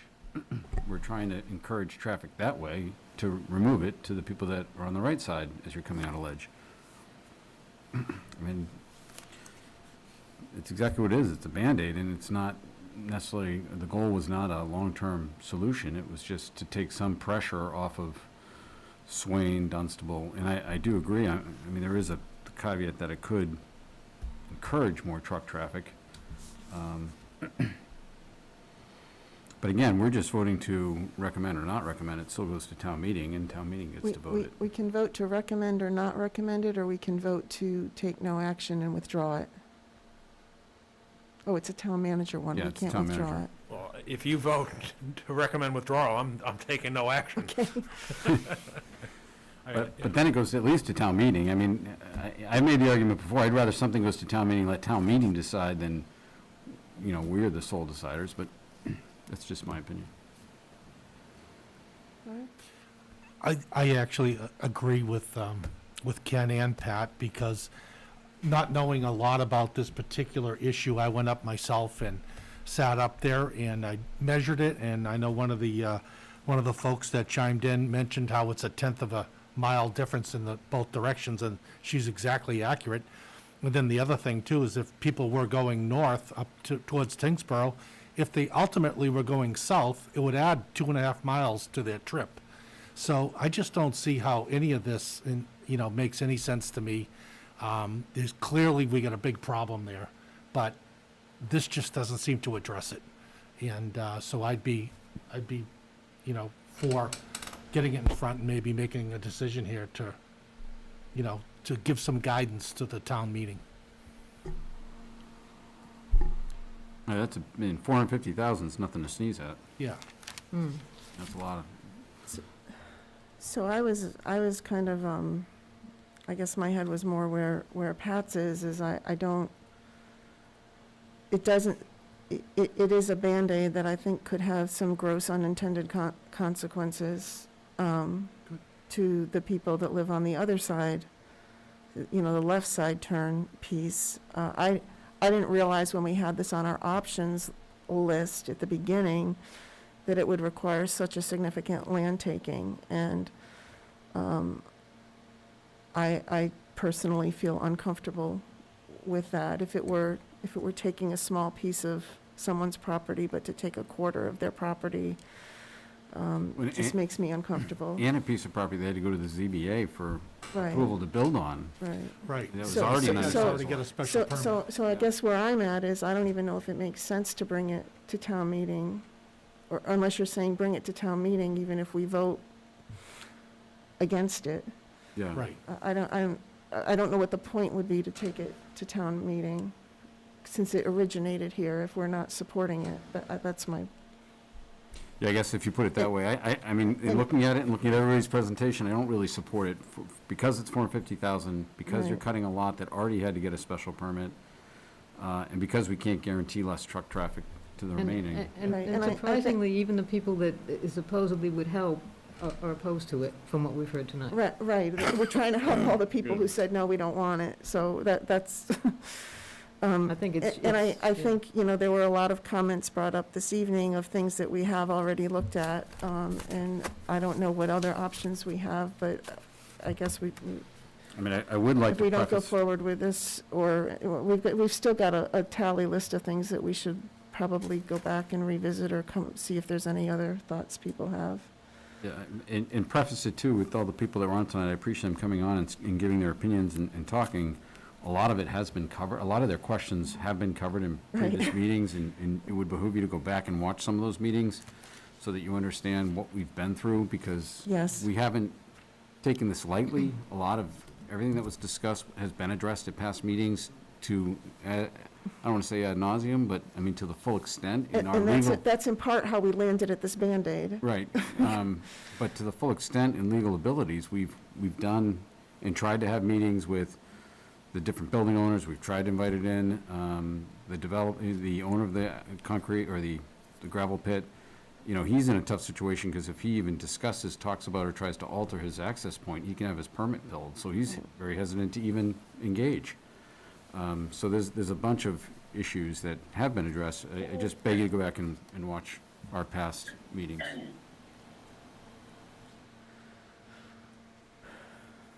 Any other discussion? Do you want to make a motion? Do you want a straw poll?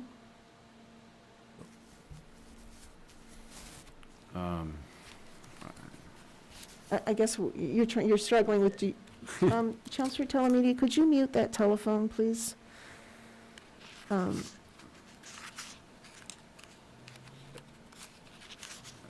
I don't know, I guess if I had to make a motion, Recommend no action. I guess I'd make a motion to recommend approval of Article, which one is it, 30? You just talked against it, Ken. I know, but then it's gonna You fail, make a right? positive Why not? motion. Oh, I'm sorry. You need Wouldn't it to be make a recommend no positive action? motion, and then if you So, need right, to- so your motion is either to recommend the article and we vote yes or no, or your motion is to recommend no action and we vote yes or no, in which case the article gets pulled if no action is, So I was gonna recommend approval for Article 35, and my thought would, you vote how we just discussed. why don't we it. take that vote and then we can discuss whether we want to pull it out? Is that what you, Yeah, okay. so do I have a second? Yeah, I'll second it. Okay, all those in favor of recommending support for Article 36? All those opposed? Aye. How are you voting, George? I thought you said no action, whatever. When I made that, I was just trying to leave our options open. If we're gonna do a lot of work on this, and we're gonna continue to look at the various, Okay, right now we have 0-4 in favor of Article all right, 36. make What's it your vote? 0-5. Okay, so 0-5, the motion opposed? I'm sorry, opposed to the motion? So now the next question is, do we want to withdraw it and just recommend no action? Well, it's. Yeah, I'll withdraw it. I'll take no Okay. action. I'll put it on the consent agenda as no action at this All right. point. So we don't have to vote again? No, No, it's his article. okay. Okay. Sorry for my confusion on that process. Okay, so for members of the public, that means the warrant article will not be going forward to town meeting, and we will schedule more discussions on options at a later date. Thank you, guys.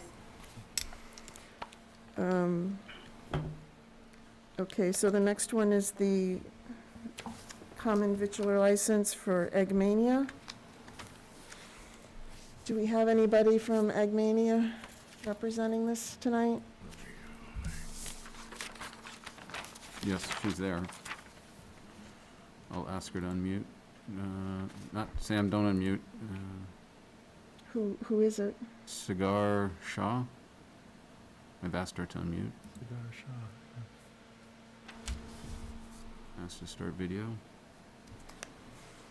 I'm blind, I don't even see her. She's kind of like a pinkish S. Oh, there's two screens.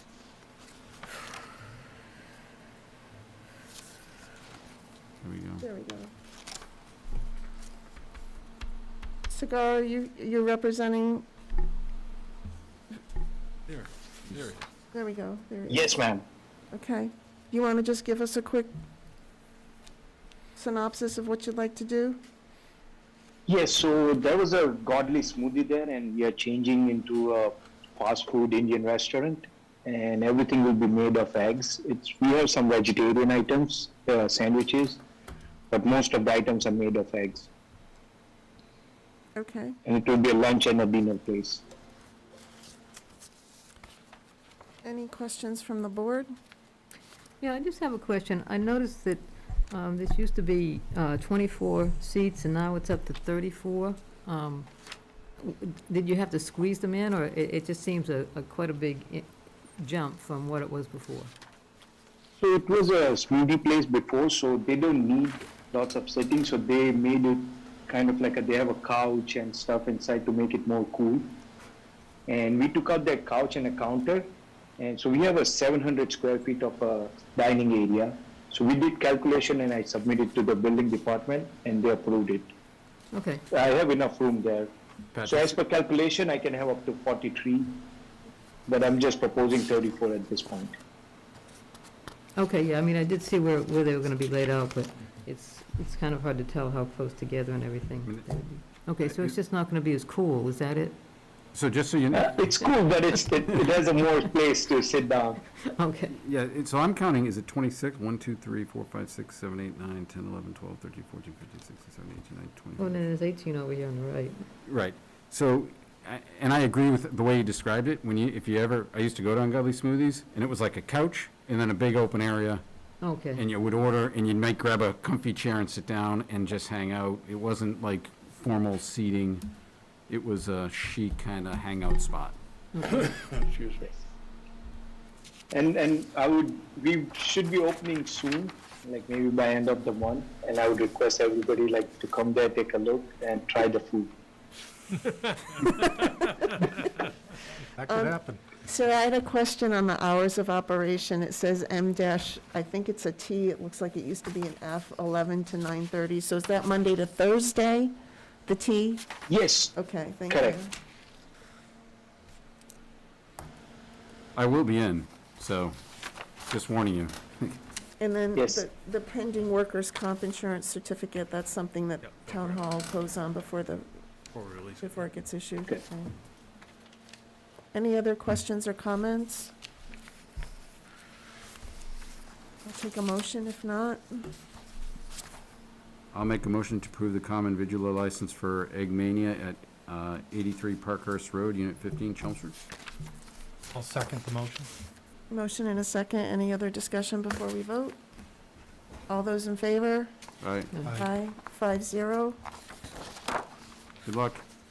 Good luck. Thank you. Thank you so much. Thank you for coming. Thank you. Okay, Paul. Yeah, at a previous board meeting, the board had expressed some interest in having National Grid come in and give a status report on the infrastructure in the town of Chelmsford. So Curtis Davis, who's our new community representative for National Grid, is here with a PowerPoint presentation and obviously answer any questions that the board has. So I turn it over to Curtis, who I know is on the Zoom this evening. Welcome, Curtis. Good evening. Thank you for having me. It's great to be here. If you would have told me 15 years ago when I used to wrestle and play Chelmsford and football, that I'd be speaking on behalf of National Grid to the Select Board tonight, I probably wouldn't have believed you, but here I am.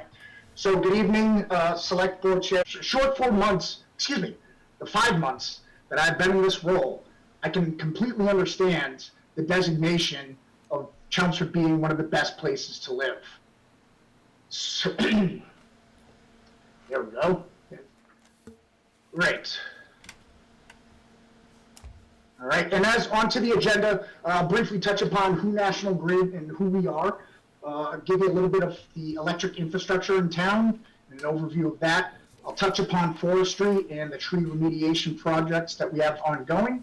I will then move on to the gas distribution overview, and then finally, what is something near and dear to my heart, a clean energy future, not only with National Grid, but the communities that we serve. Next slide, please. Right. So who are we?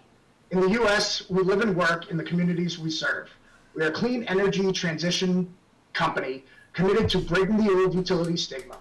We invest in clean energy, innovation, like large-scale solar, battery storage, electrification, transportation, electricity transmission projects to support offshore wind and hydroelectric projects and renewable natural gas development.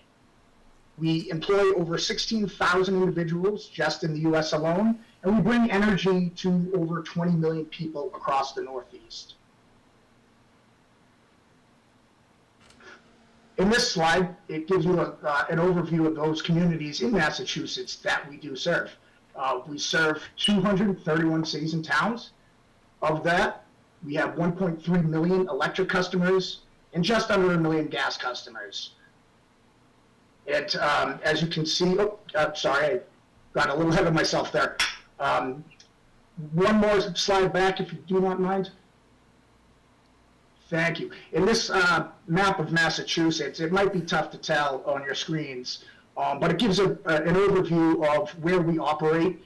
And if you look in the green areas where there's some slanted lines, we operate both in gas and electric, whereas in the purple is mainly electric. Next slide, please. Now I'll talk about the electric infrastructure within the town of Chelmsford. Chelmsford houses 5 substations. The first one is in no particular order. The first one is on Concord Road. The second one is the Meadowbrook substation on Equeter Road. The third is West Chelmsford number 73 on School Street. The fourth is North Chelmsford number 2 on Quigley Ave. And then Chelmsford number 9, that is soon to be retired, is on 101 Chelmsford Road. Next slide, please. This slide right here gives you an idea of the retirement from Chelmsford number 9 substation. So basically what happened, we had a study that was conducted in town, and we identified the need to retire this substation and move all of those customers to a newer and more reliable substation, and that is Meadowbrook 16. So all of the customers from the retired Chelmsford number 9 substation will be moved over to the Meadowbrook 16 substation. This is not a small project by any means. The overall cost is about $6.25 million. And we have a target date of beginning the basic parts of the construction starting at the end of this month. And we're hoping to be completed within a little over a year. Another project that's ongoing is the refurbishment of our Concord Road substation. We're looking to upgrade the station's communication and its reliability. And so as you can see here on the schedule, we're looking to start that quite a ways away in March 2023. But again, not a very small project, and that cost is going to be somewhere in the ballpark of $3.8 million. So what we're really trying to do is make sure that the infrastructure, specifically the electric, in Chelmsford, is hardened and can withstand the added increase of demand for supply. Part of the studies that have been done come with some recommendations. So as we see here in these couple of bullet points, the target work was identified to improve minor reliability, voltage, thermal capacity, and power quality issues. And so basically what also came out of that study is because Chelmsford has such a strong and hardened infrastructure, there are really at this time no capacity constraints that were identified.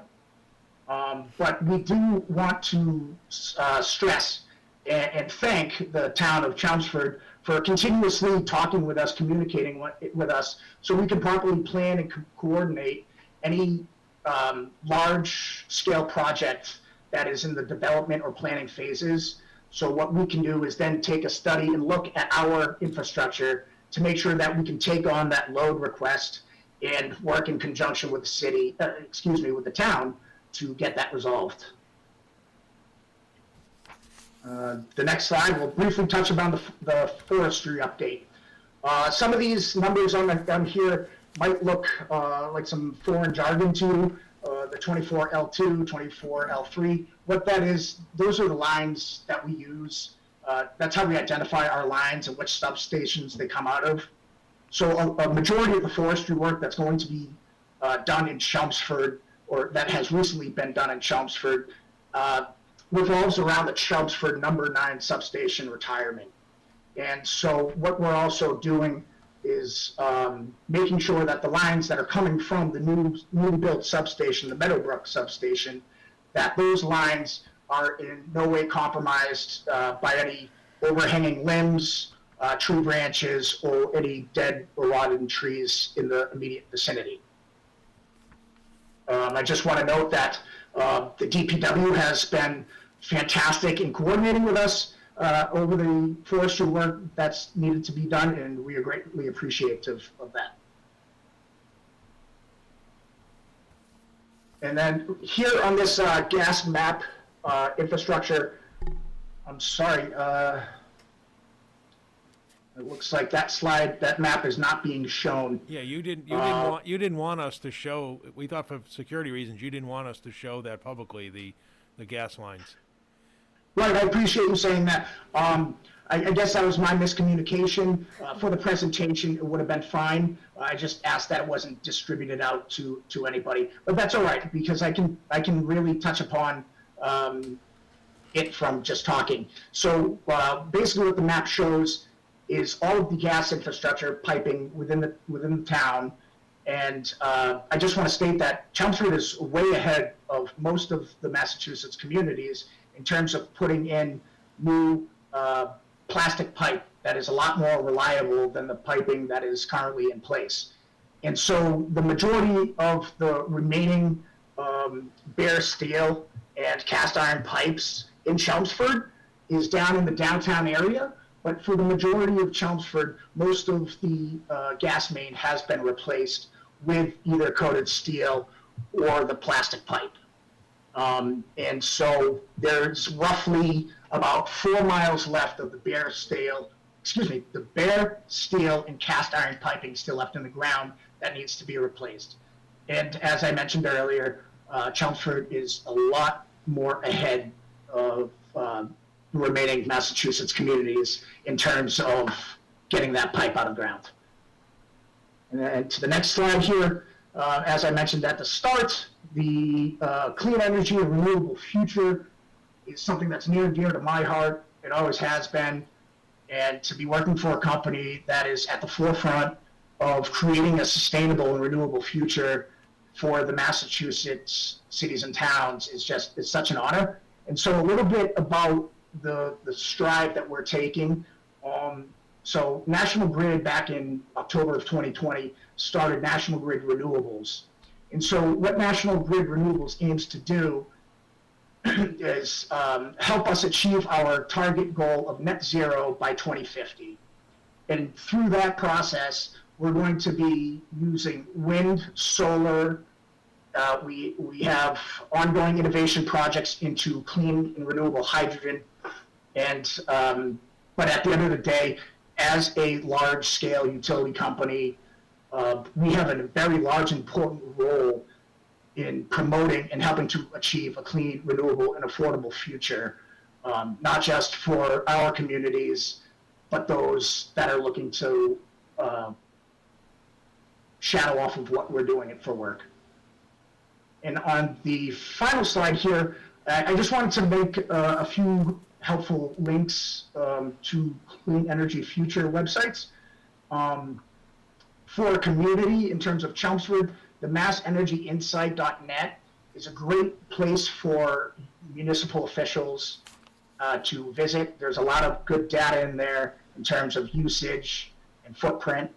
You can just get lost for hours in there. The other thing I want to mention that's very important to me is the Mass Saves program. As a homeowner, I've done it twice. I've been at 2 different homes, and I've utilized this platform multiple times. And it's a great initiative that Massachusetts is partnering up with utility industries leaders in order to offer the residents of the community a much more,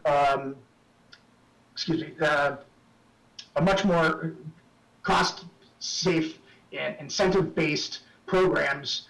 And it's important to check out that website because the home energy assessments are free of charge, and you will get perks such as replacement light bulbs, power strips, You will also see what other incentives that we offer, not just us, but Mass Saves, I should say. And really take advantage of it, because it is there for you, the customer. And if you can if you can create a more efficient home, and it'll ultimately cut down on your electric bill. And then the last one is another website that is good to check the Massachusetts footprint in terms of clean energy in those communities in Massachusetts, and who's really leading that charge. So there's a lot of good information out there. I'm happy to answer any questions, and if I don't know the answer to the question, then I'm happy to touch base with you offline, whether an email or a phone call conversation, and just discuss further. But again, I wanted to thank you in the committee for having me tonight, and please, if there's any questions, I'd be happy to answer them. Thank you, Curtis. Are there any questions from the board? I will say I love the Mass Save program. He is right. It saved me a boatload of money on my heating costs when they insulated my attic. So, thanks. Great. Great, yes, I also took advantage of the insulation in my house, and the energy usage has dropped considerably, so it is worth exploring. Anything else? Thank you, Curtis. Have a great night. Thank you very much, and you all enjoy your evening. Thanks, Curtis. Thank you. Good night. Okay, Paul. Okay, next we have Finance Director John Souza, who's here on the final borrowings for this fiscal year. He's got a state aid anticipation note and a bond anticipation note, and John can sort of explain the reasons for this and the good bid results that that the town has received on this. Good evening, John. Good evening, Paul. Good evening, Madam Chair, board members. Last Thursday on May 6th, we held a successful auction for 2 short-term notes. We had a 42-day state aid anticipation note in the amount of $664,370, and then we also had a 27-day bond anticipation note in the amount of $396,337. We received 3 bids on both notes, and the low bidder on both of the notes was Enterprise Bank with a bid of 0.2%, which is a very good rate. Both notes are being issued through the State House Notes program, which is it's a low-cost way that the state has set up for municipalities to borrow smaller amounts, typically under $1 million. The state aid anticipation note, you may recall, we had a similar one last year. This is for the Merrimack River Bank Stabilization Project over near Williamsburg, and we're still awaiting final project closeout from FEMA and the final reimbursement. And then the bond anticipation note is used to finance 3 projects that were included in the FY21 capital plan. Since these are short-term notes, the select board is not required to vote a formal motion like you're used to doing with longer-term bonds, but I respectfully request that the board approve the documents that I've provided to the board just to so that we can move forward with the sale. If there's any questions, I'd be glad to answer those. John, is this for both bonds, both offerings? Yeah, there's a 0.2% for both the SAN, the state aid anticipation note, and then the bond anticipation note as well. That's great. Any other questions? Want to give him So I'll make a motion that we approve the, We don't need a motion. oh, not a motion? He's asking He us, asked for a vote. I thought Did you want to vote, John, or just? We usually, if the board wants to, you can. I was informed that on these type of notes, the short-term notes that are not, they're under a year in duration, we don't need a formal vote. Like I know normally we have that long motion that bond council prepares. No, but you asked for some indication of our support. Did you just want us to do? Yes, we'd like to do that by signing those documents. We did, okay. yeah, they're signed. Nobody wants to rescind their signature, right? I think you're all set, John. Thank you very much. You're welcome. Thank you. Good job, John. Thank you. Okay.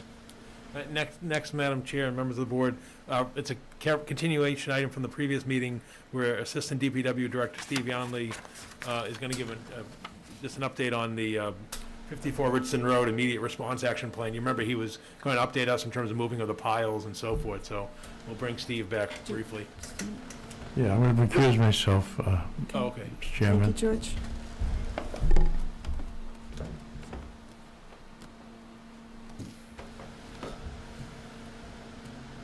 Thank you, Paul.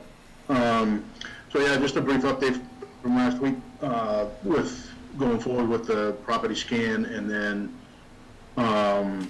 moving around to the piles. So we kind of benefited a little bit from having a rainy week. So like I said, we trucked out, for a couple of days, the gravel that we had screened last year at this time, brought that over to an empty bin at Alpha.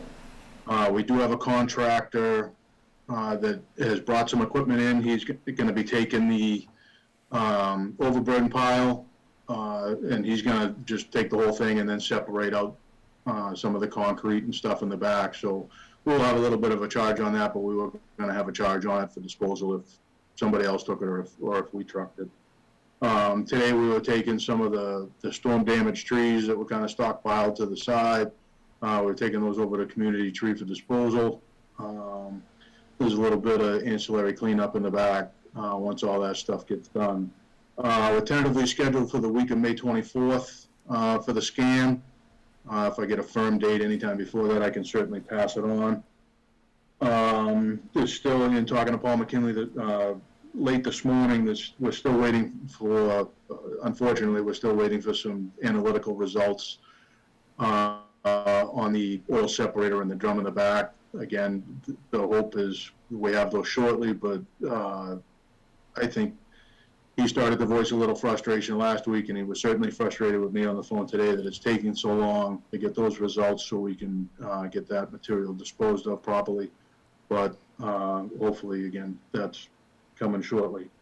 Weston and Sampson will be back out this week, midweek, Wednesday, I believe.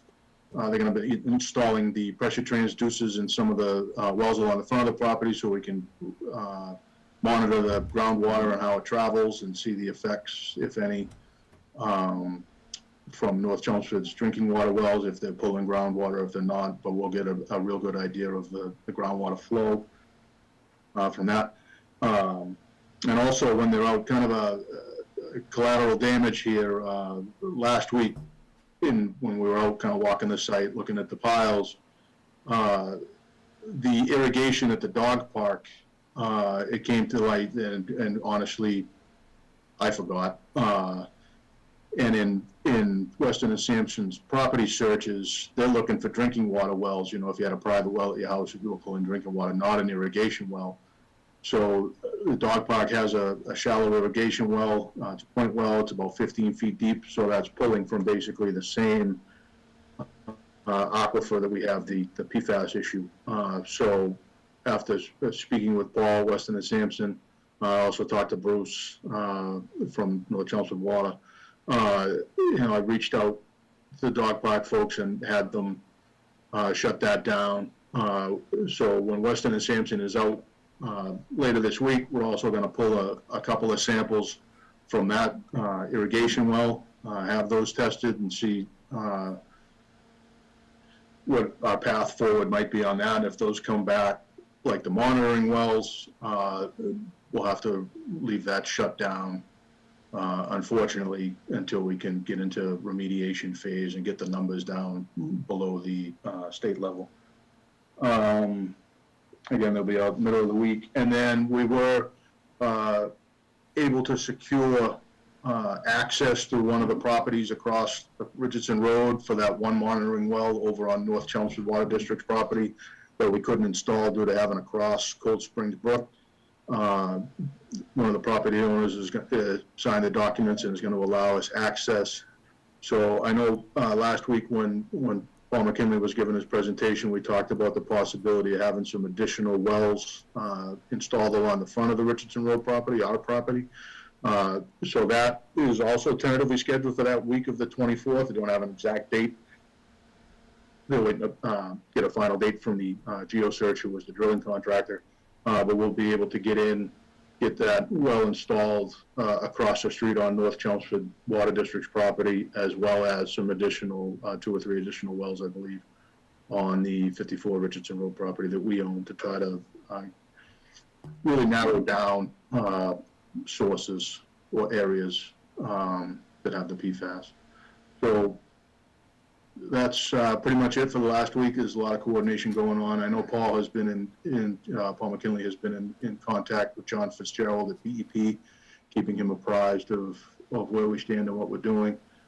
Seems to be on board with how we're handling it. We did tell him about the irrigation well, and we had that shut down.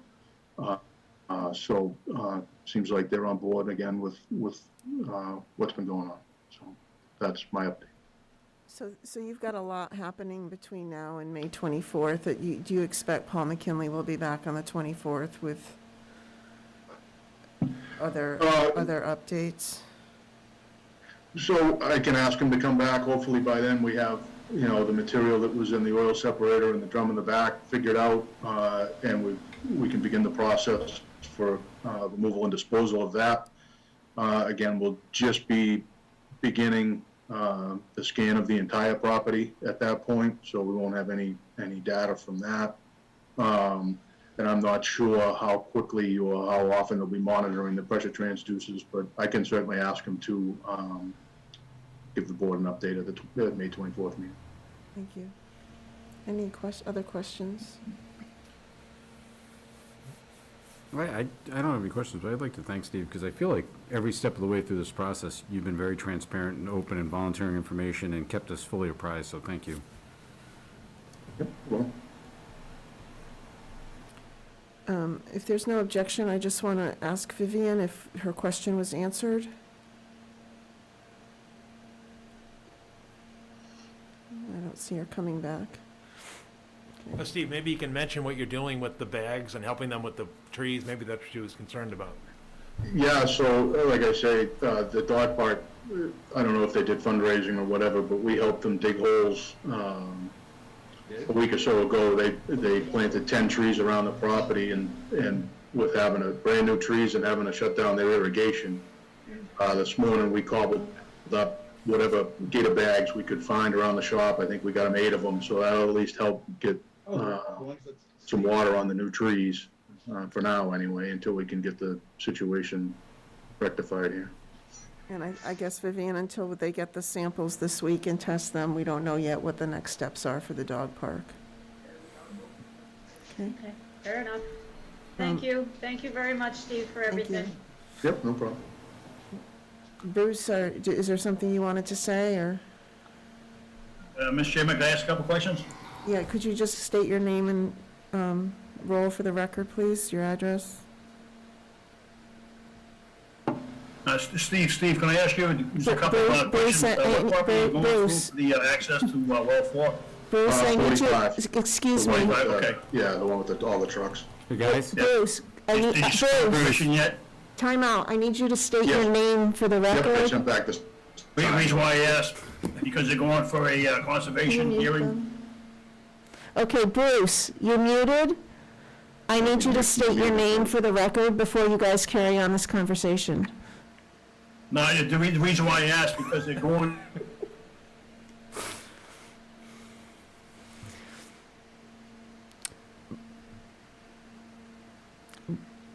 Bruce, Bruce, Virginia, you're muted. I'm muted? No, I'm talking to Wait, the muted? microphone. Oh, okay. Bruce, What's that? I need you to state your name for the record, please. Hold on, now he's muted.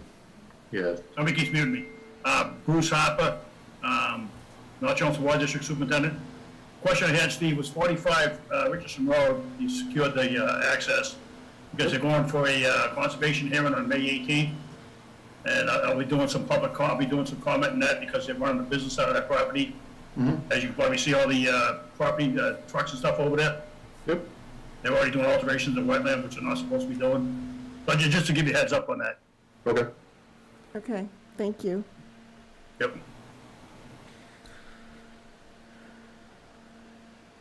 And I have a question for Vivian. You can, I mean, you've got to water those trees. I'm sure if you want to abide by the water ban, it's not a problem if you use an access to the domestic water in that building. Okay, thank you. I mean, the water's available, it's on, should be on. I believe it is, yes, Yeah, I thank think you. it is. Yeah, so I mean, if you need, you need the water and, I think you're 52, so you can water every other day. Right. Okay, thank you so much. Thank You're you. You welcome. can coordinate the rest of that offline. Paul, could we bring George back in? And we'll go to the next topic. Sure. The next topic is DPW Director Gary Persichetti. He just basically informed the board, which you're aware of, but just to give you an update on the Katrina Road sewer pump station force main repair valve situation. Gary's on the call. Just bring a status report of where we are at this project. Thank you, Paul. Good evening, board. On Tuesday, May 4th, one of the sewer department workers, while doing his tour of the building, found a sewer leak just outside of the Katrina pump station. So it's in between the pump station and the wall that's right behind it. It appeared that it's a 16-inch force main that's leaking around the shutoff valve. The valve is 17 feet in the ground. It's below grade, so it has a long, thin tube that comes up. So you take the cap off like you would a water or a gas one, and you'd put your wrench down to shut it off if you needed to. The leak was contained in M. Grenice, who had handled our other problem. We hired them to come in and to get started on it. We are on bypass, which means that we are not running through the station right now. They have started putting the shoring in. The shoring should be pretty much completed now. So now we have to place the ground wells so that we can be taking up the groundwater and keeping that out of the hole while we're doing the work. The 4 wells will be put into place to control all that groundwater. The exact place of the leak of the force main can then be found and repaired. Where the bypass valve is that we put in, okay, those pipes were looked at and be found to be in really good condition. Possible causes, of course, we won't know until we dig down and we get to the actual valve. The possible cause of the leak is it could be a broken bonnet, which is on the top of the valve. It could be some broken or rotted bolts, or there could have been some settlement that may have caused something to shift. But as I said, when we dig down and we get to it, we'll provide pictures as well and bring you up to date as exactly what was found. Thank you. Gary, estimated project costs at this point, just so the board and the community understand? Yeah, the estimated cost that he had put forward, I believe, is $600,000. Very similar, you're digging way down, you're doing dewatering, you're doing a complete bypass, so you have pumps there for all of that. To do it, So we're looking at this point in terms of, today, the guidelines were just released this afternoon on the Federal American Rescue Plan Act. We're looking to see if those funds may be available or eligible to cover this expense or infrastructure. If not, we may have to go to town meeting, much like we did a year ago at Southwell. So that's where we are at this point. We'll give an update at your next meeting in 2 weeks on the 24th. Any questions? I just have one question. Is there, it seems like our infrastructure is aging.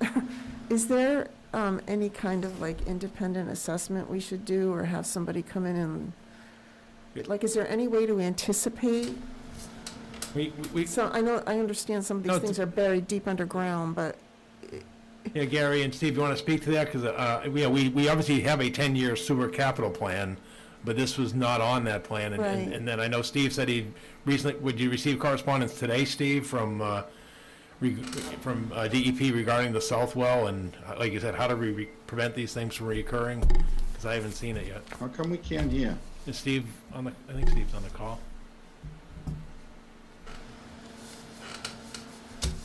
Chelmsford Telemedia, I think Mr. Persichetti and the Zoom participants are having trouble hearing us.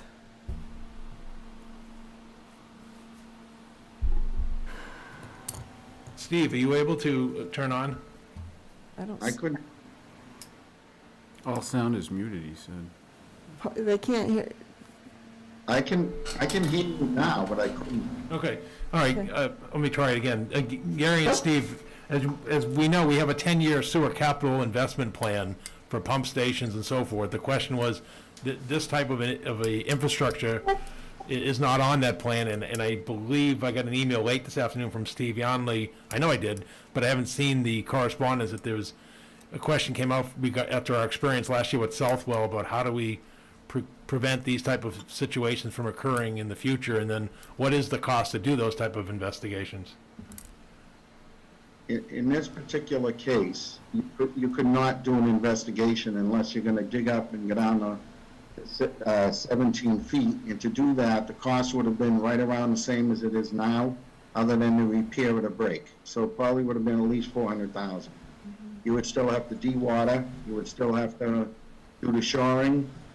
The only thing you wouldn't be doing is the bypassing of the valve at that point. Okay. And these pipes are only, what, 31 years old? So it's not as though it's 100 years old, right? Yes, and in talking to Weston and Sampson and talking to others, sewer departments, there's really no good way to analyze the pipe while it's down there alive. I know sometimes, and I believe Borica was doing that right now, because they had a break, they sent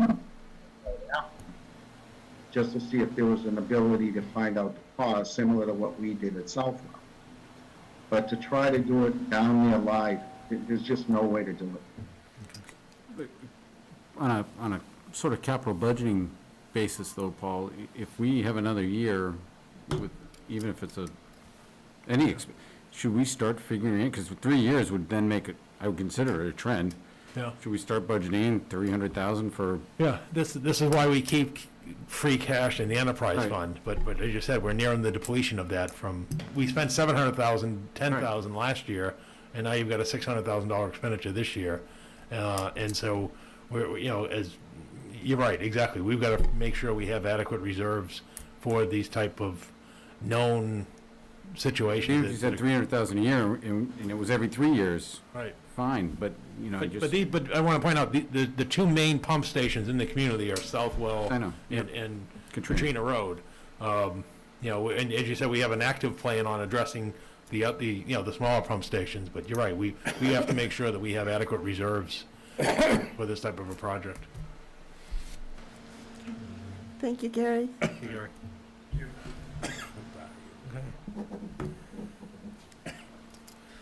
Now we're back to the town meeting warrant articles, and we have, I believe, officials we're back to the marijuana articles, 39 to 41. I believe we have Evan Blansky's again this evening, but we have Sue Rosler and Dr. Meikle from the Board of Health, the board was aware of, and those who didn't watch the last meeting, they were meeting at the same time, the select board, so they couldn't weigh in with their concerns a week ago.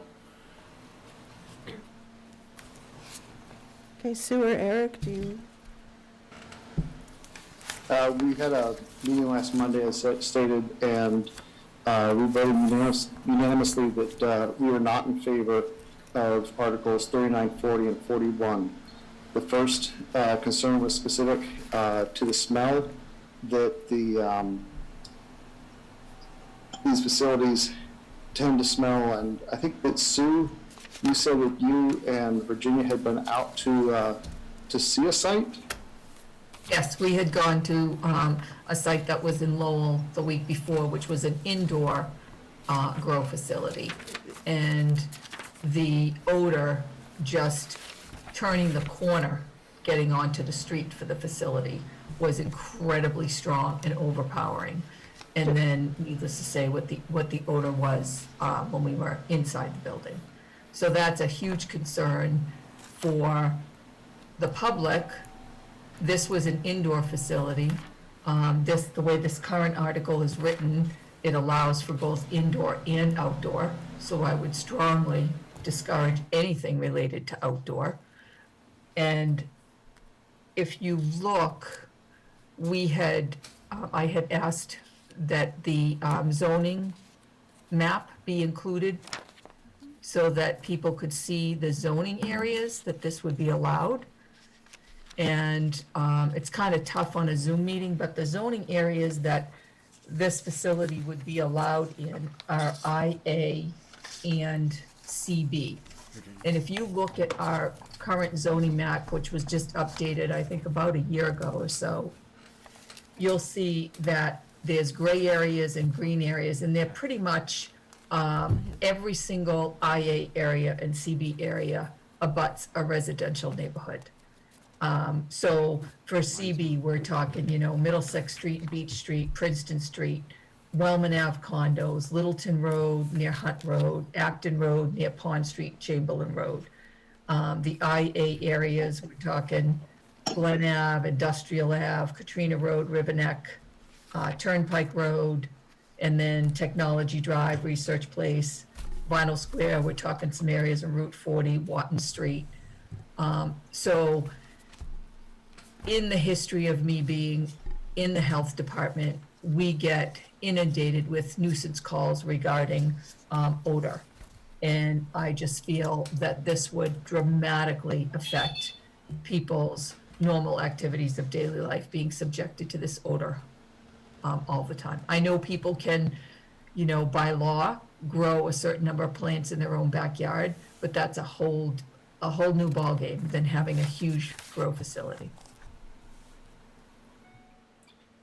And we're finding out with some facilities around town that it doesn't, the space under normal conditions might be tolerable, but that they, under certain conditions, when the wind's blowing a certain way, you can regularly have problems and complaints from people that you wouldn't otherwise think would be within a no shot. So that was one concern that we had. And the other concern is kind of akin to the fact that we don't want to put advertising for smoking on the Little League field, that we feel that there's health risks that, particularly with adolescents and 20-somethings and ongoing brain development for use, and also with risk of cancer for those that smoke marijuana. And so that anything that puts it out there in a positive light, it will increase our numbers of teen usage. We spent a lot of time getting those numbers down. It's sort of a multi-pronged approach to try to educate, to try to stigmatize, to try to put taxes and consequences so that we can impact teen and adolescent usage. And the fear is with it coming to the community as a taxpayer and being portrayed positively, that we're going to see an uptick in our usage in the area. And I think that those were our two main concerns, along with the fact that every time that we've had a vote in town, or when we had the vote, the population wasn't for it, so we don't see a reason to sort of change that now. Are there any questions for Sue or Eric?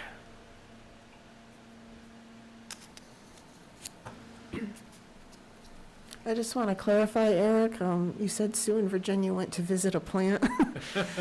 It was a tour of a plant that was set up by Chief Ryan of the fire department for Paul and the two chiefs and Sue, and they invited the select board, so Mark Carrata and I were available. We also went. Okay. I appreciate that clarification, Virginia. Is there any more discussion on these articles? Does the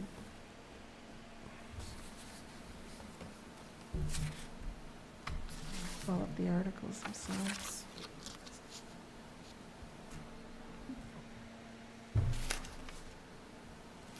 Is there anybody on the board who doesn't feel prepared to vote on these now?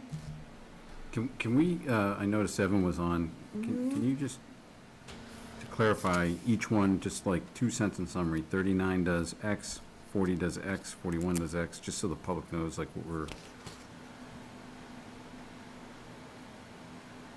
Did you hear that, Evan? Yeah, so 39 proposes to define and adopt and regulate, I believe, the 6 or 7 accessory uses. 40 proposes an amendment. I'm forgetting what 40 was at this point. It's been 3 or 4 weeks at this I've got point. it up on the Use tables. screen, but you can't see it. Please. It looks like it's use tables. Use tables. I think 39 was Yes. for non-retail There we go. uses, Can you see that 40 now? was for retail uses, and 41 was simply to change the wording so that we could even consider allowing marijuana in the town. Yeah, 41 was a General a bylaw. non-zoning, general town bylaw bylaw. For consistency, yeah. But, so go back to 40, Evan. 40 was to formally preclude retail sales in the zoning bylaws. And defining Correct, adult to use continue- of marijuana retail. Continue the prohibition Okay. specifically related to retail. and Evan, in these, there's no way to say, to limit indoor versus outdoor. We either approve all or none? No, that's not true. Okay. It's not true, yeah. That was asked at FinCom. I believe I had presented to the select board that FinCom had this discussion. I did provide that answer at the FinCom, and essentially it was presented as a copy and paste to the planning board. The planning board's discussion and vote or recommendation was to include indoor and outdoor. FinCom, as I mentioned, discussed it, but there was no specific request to remove it. Select board has discussed it. There still has been no specific discussion or request to remove it. I've been updating the planning board via email through this process. They meet this Wednesday. There's a town meeting zoning articles update discussion, and I've mentioned to the planning board via email that outdoor grow is problematic, and I mentioned the Board of Health's most recent letter to planning board and select board. But Evan, I guess what I'm asking is, with the way the warrants are currently written, they're written to approve both indoor and outdoor, Correct. That's correct. right? Okay, that's my correct. point, yeah. So without a change, it's either all or none. Correct. What we're Correct. voting It on could be- is both, yes. Right. It could be a motion on the floor. It likely could be a friendly amendment.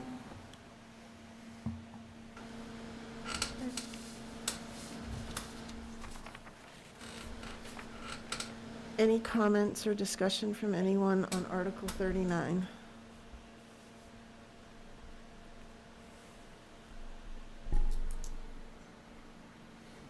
I will just say, we had not taken the tour at our last meeting, and I share the concerns about the outside odors, even from an indoor plant. I think that would be a terrible nuisance if those odors can't be controlled. And I can definitely say I felt the same way. And the other thing too, when I looked at the zoning map, if you said, well, CB or IA, the problem is, I can see around town where you could say, all right, well, I'm gonna put it here, and that's fine, but there's other areas of IA I wouldn't want it, and same thing with CB, you look at that and you say, okay, there's some spots that make sense, but then, running along 110, or, it doesn't, so. It's an all or none, I understand that, and it's problematic. And what it is, where I don't know if you can see this on the screen or not, but where they're recommending allowing it, it would all be by special permit, is my understanding. So you're relying on the special permitting process. Mhm. Any other questions, comments? Okay. Do you want to take a vote? So we do them one at a time. I'll make a motion to, I guess, recommend approval of Article 39. I'll second it. Any further discussion before we vote? Okay, all those in favor? All those opposed? Aye. 0-5. I guess I don't understand why we can't recommend not to approve. Why- That's fine. It Do you doesn't want me to make a matter motion either that way? way. I mean, Okay, I mean, it just seems kind of confusing. Well, I didn't know how the vote was gonna go. Because he doesn't know how it's gonna come out. Well, that's why you make a motion, but anyway, okay. Okay. So, Article 40. I know there's interdependency between these, so I just get tripped up on voting on these ones that are interdependent, but, I mean, I think what would happen is if Article 39 fails at town meeting, I would expect that the planning board would pass over Article 40, no action. And then I certainly would take no action on 41, but I think you're right, for the record, you should be on. so for each when we vote on 'Cause it's 40 and not- 41, it's under the assumption that 39 passed? No, it would be what's your opinion on the article as a standalone. Okay. And again, 40 is a planning board article, zoning as well. Remember, 41 is a non-zoning article. So it's not the planning board, it's the one that I submitted, just for the sake of consistency, if the other two were to pass. So 40 formalizes the continuation of precluding retail sales anywhere in Chelmsford? Yeah, there would be no need to pass 40, and there'd be... No, I'm just clarifying No, for no, the I just board want, what- that's in what I the gotta public understand, what we're because I don't want you to voting think you're voting against prohibiting marijuana retailers, because it was just the fallout of 39 if it were to pass. Okay. Any discussion on 40? Can I get a motion? I'll make a motion to disapprove warrant Article 40? Recommend against. Recommend against? Go ahead, make Article the 40? motion. What's that? Go ahead and make the motion. thought- If you're telling me to vote on this as a standalone, Yeah. what I'm You vote, are. if I vote in favor of it, I'm saying I don't want retail sales in Chelmsford. Right. Oh, Which I. No, you would not recommend action on the article, so you'd recommend against the article. So your vote would be 0-5, just like the previous vote you just took. Exactly. Oh, okay. So you want to, Thank the you. motion should be to the affirmative. Okay. okay. So I make a motion, I recommend approval. I'll make a Support. motion to recommend approval of Article 40. Second? I second. Okay, all those in favor? Opposed? Don't get 0-5. it,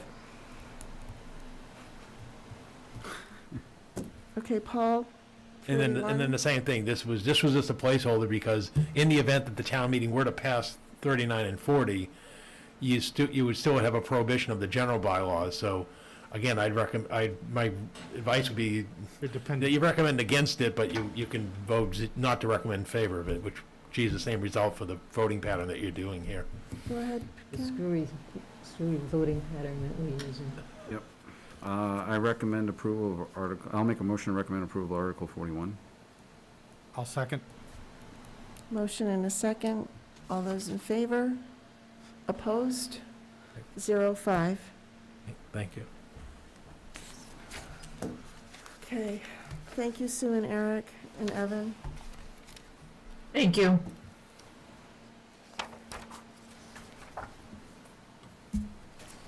Okay. Well, next on are the DPW warrant articles. So we still have Gary Perschetti, our director, and Steve Youngley, our assistant director, on the call. The first one is Article 9, which is the school HVAC repairs. At this point, again, we're assuming there'll be no action because we believe these monies will be covered by the American Rescue Plan Act fund. So it's not that we're not proceeding with this project, as you know, much of it has already been completed, but we don't think there'll be any town meeting action under Article 9. So again, that's a no action article. If again, something were to change, we obviously would come back to you before town meeting, but at this point, with all the funding that's provided in different various forms, we believe there'll be no action taken at the town meeting. We put it on as a placeholder because of the necessity when the warrant was signed and the uncertainty at that time. Article 10 is to fund the Richardson Road PFAS actions. As you know, we're in the midst of that right now. The amount that's being requested at this point is $175,000 for the investigation, reporting, remediation, and other related costs relating to the elevated levels of per and fluoroalkyl substances, or PFAS, that have been detected in the groundwater at 54 Richardson Road. As you know, this is an ongoing investigation. At this point in time, we believe that 150 would get us to the fall town meeting, or, for what we foresee at this time. So that's the request under this article. And the Finance Committee voted 6-0 with 1 absent to support this article. Any questions? And we'd fund this from the reserve fund. So I think you just answered my question, Paul, which was, how did we get to 175, and is that enough? And this gets us to fall town meeting? We believe at this point in time, But yeah. we we'll- know more? yeah. If not, we'll come to the reserve fund over the summer if need Okay. be. Yeah, you should. Did you want to recuse? I'm sorry, George, I should have paused. Well, I was going to, I didn't know, I wasn't gonna vote anyway. Okay, well, Paul, Yes. George is going to step out. Okay. I'll give him a chance. sorry.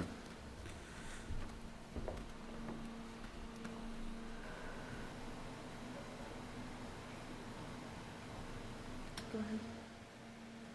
I'm just curious, like, if this were to come back worst case, how bad do you think that this could be? I mean, dollar-wise, like, we talking $10 million cleanup, or are you talking like a? No idea. We haven't seen the results to know if there'll be a pump and treat system or of some type of, we don't know.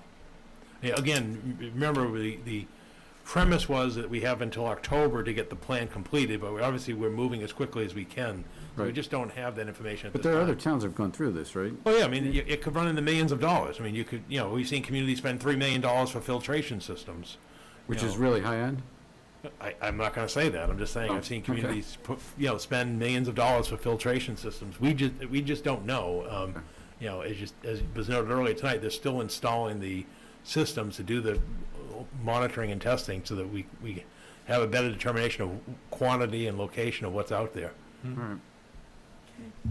Any other discussion? And that includes everything with the scans too, Paul? Yeah, Yeah. at this point. Okay. Okay, I'll take a motion. I'll make a motion, we recommend approval of Article 10. I'll second. Any more discussion? All those in favor? Aye. So that's 4 in favor, 1 abstention. Okay, thank you. Come on, Thank you, George, Paul. all set. Okay, the next article is the FY '22 sewer enterprise. The enterprise budget as presented, I'm sorry, Article 11 is the sewer enterprise fund for fiscal year '22 that starts this July 1st. The enterprise budget is almost $4.4 million for the standalone sewer enterprise operation that funds the whole sewer operations for personnel expenditures and so forth, including our assessment to the city of Lowell for the regional wastewater treatment plant. That's a budget increase of $440,000, or over 11% for the upcoming fiscal year. And again, more than half of that was driven by the increase in the facility charges from Lowell. And what's going on here is the plant in Lowell received a 41% increase in the sludge disposal costs.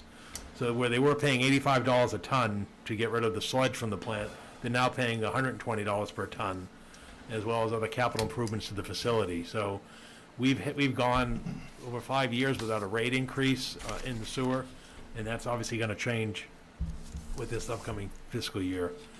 So the Finance Committee recommended 6-0 with 1 absent in favor of this article. Any questions? I'll take a motion. Make a motion to approve, to recommend approval for Article 11. I'll second the motion. All those in favor? Aye. Aye. 5-0. Thank you. Okay, Article 12 is a purchase of a sewer division vacuum truck. That's a $485,000 capital expenditure, which will be borrowed and paid for through the sewer enterprise budget. And that's obviously, is a truck, as the name suggests, which is used has water tanks, flush lines, heated capacities to resolve sewer blockage and backup problems. The current sewer vacuum truck is a 2010 model, but it's at the end of its useful life. And so again, that borrowing would take place through the sewer enterprise fund, and the finance committee recommended 6-0 with one abstention to support this article. Any discussion? I mean, do you have a question? No. Paul, how is it different than I'm sure you knew you were gonna get this question, the stormwater vacuum truck? Yeah, they're two different purposes, and I can give you the answer, but let me have Steve Yonley explain it, because we discussed this at finance committee. I'd rather you hear firsthand than my secondhand discussion. Steve, they basically do different things and they're constructed differently, but go ahead, Steve. Yeah, so if you park them side by side, you may or may not notice the differences, but of the two trucks, they're two totally different purposes. One would be a clean truck, one would be a dirty truck. The stormwater truck would be the clean truck, but obviously it'd be set up to be able to clean catch basins, hydro excavations, so it can take rocks, grit, that type of thing. The sewer truck is more of a, soft materials, water, that type of thing. There's also a dirty truck. You don't want to cross-contaminate. Currently with stormwater, when they need a Vactor, we contract it out basically to the company that was cleaning our catch basins. They have one solely for drainage uses. Sewer uses it for cleaning lines, flushing lines, cleaning manholes. It does bypass, standby work at pump stations, the smaller stations anyway. That's, again, it's a lot of the inner workings of the truck is completely different, just because of the material it'll be passing through. I guess that's about the easiest way to explain it. Well, I think the key point you made for me was cross-contamination, so that makes perfect sense. Anything else? I'll make a motion, I'll make a motion, I will recommend approval for Article 12. I'll second. All those in favor? Aye. Aye. 5-0.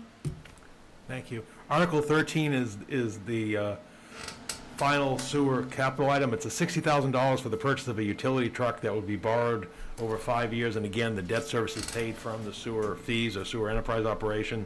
This is going to replace a 2011 truck with 164,000 miles on it that has serious body rot and needs front end work. It's also utilized during the town snow and removal operations. Now, Finance Committee voted 6-0 with one absent to support this article. Any other questions? I'll recommend approval of Article 13. I'll second. All those in favor? Aye. Aye. 5-0. Okay, the next article is Article 14. It's the fiscal year 22 Stormwater Management Enterprise Fund, which again is a separate fund that's solely used from the revenues from stormwater management fee, as well as cover the personnel and expenditures, which are kept separate and distinct in a separate count. This is the third and final phase of the ramp-up of the town's stormwater management operation, which the federal guidelines became effective on July 1st, 2018, so we're now coming into the third and final year and phase. The change here is that we're adding 2 additional laborers to the division, and that's for the maintenance of 95 miles of drains, 4,500 catch basins, 600 drainage outlets, 210 culverts, and 50 detention ponds, as well as the drainage outflow sampling, catch basin cleaning, and street sweeping that has to be done twice per year to protect the 30 miles of stream in the community. The Finance Committee voted 6-0 with one absent to support this article. So basically, it's going to be the final year of that fee, which means your stormwater fee would go up the final third phase to to, by $20. Any further questions? I'll recommend approval for Article 14.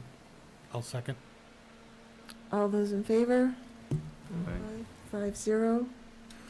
Okay, Article 15 is a stormwater capital project, and it's an appropriation of $500,000 for the replacement of the stormwater culverts on Dunshire Drive and the related drainage and flood prevention improvements to Deep Brook.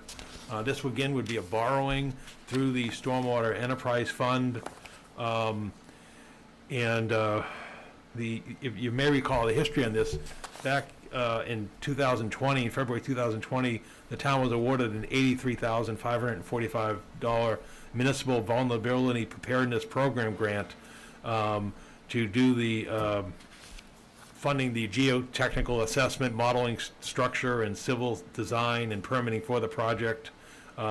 This would basically perform that work, because when we applied for the grant to complete the project, the town was denied the grant application from the same organization that gave us the funding to do the design work. So basically, we still have that work out there that we in fact, we remember, you may recall, we actually were out on site with the undersecretary for the program, and who touted it as a model type of program that they were trying to get off the ground. So they gave us the design money, but then when we came time for the second year to get the funding, they told us they're really focusing on regional and other types of projects. So at this point, the problem still exists. We have it designed, but we now need to undertake the work. And again, it really does address a flooding concern in Dunshire Drive, as was noted when we were out there that day and spoke to the property owners. Any questions? And again, Finance Committee was 6-0-1 absent. Paul, the dollar amounts that you have in here haven't changed since the No. last time we talked about all these, right? No, it's Okay. 500,000. I'll make a motion, we recommend approval for Article 15. I'll second. All those in favor? Aye, 5-0. Okay, thank you. Article 16 is sort of what we were referencing earlier. This would be the article for the purchase of the Stormwater Division vacuum truck. This truck is an appropriation of $435,000, which again would be borrowed under the Stormwater Division enterprise and paid for from the debt service from the fees that are collected under that program. Again, Steve just spoke of how it's used and why we don't use the sewer one due to the cross-contamination purposes. And again, the Finance Committee voted 6-0 with 1 absent to support this article. Any questions? Make a motion to recommend approval of Article 16. I'll second. All those in favor? Aye. Aye, 5-0. Okay. Moving a little quicker now. Article 17 is the Forum Ice Rink Enterprise Fund. We're not going to finish DPW Oh, first? I'm sorry. I lost track So here. 35. I'm sorry, 35. I'm sorry. I'm trying to, thank you for catching that. Article 35 is another DPW article. That is for, hang on, that is for the Turnpike Road sidewalk easements. This is an authorization for obtaining the easements for the construction of a sidewalk that goes down from basically Warren Avenue down to where the work's taking place by the credit union on Turnpike Road. Again, the town obtained a Mass Works, Mass Housing grant for the construction of the project. It's the town's responsibility to take the easements under this project. Again, where they're on the credit union side, as you can tell, it's mostly vacant land, so we're not approximating what we discussed earlier tonight. We're having any impact on property owners. Finance Committee voted to support this article by a 6-0 vote with 1 abstention. One absent. One absent, yeah. Any questions? I'll make a motion to recommend approval of Article 35. I'll second. All those in favor? Aye, Aye. 5-0. Okay, thank you. Article 36, the Ledge Road and Dunstable Road easements.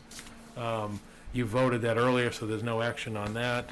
And then the last one is Article 42, which is the final article on the warrant, that's street acceptances.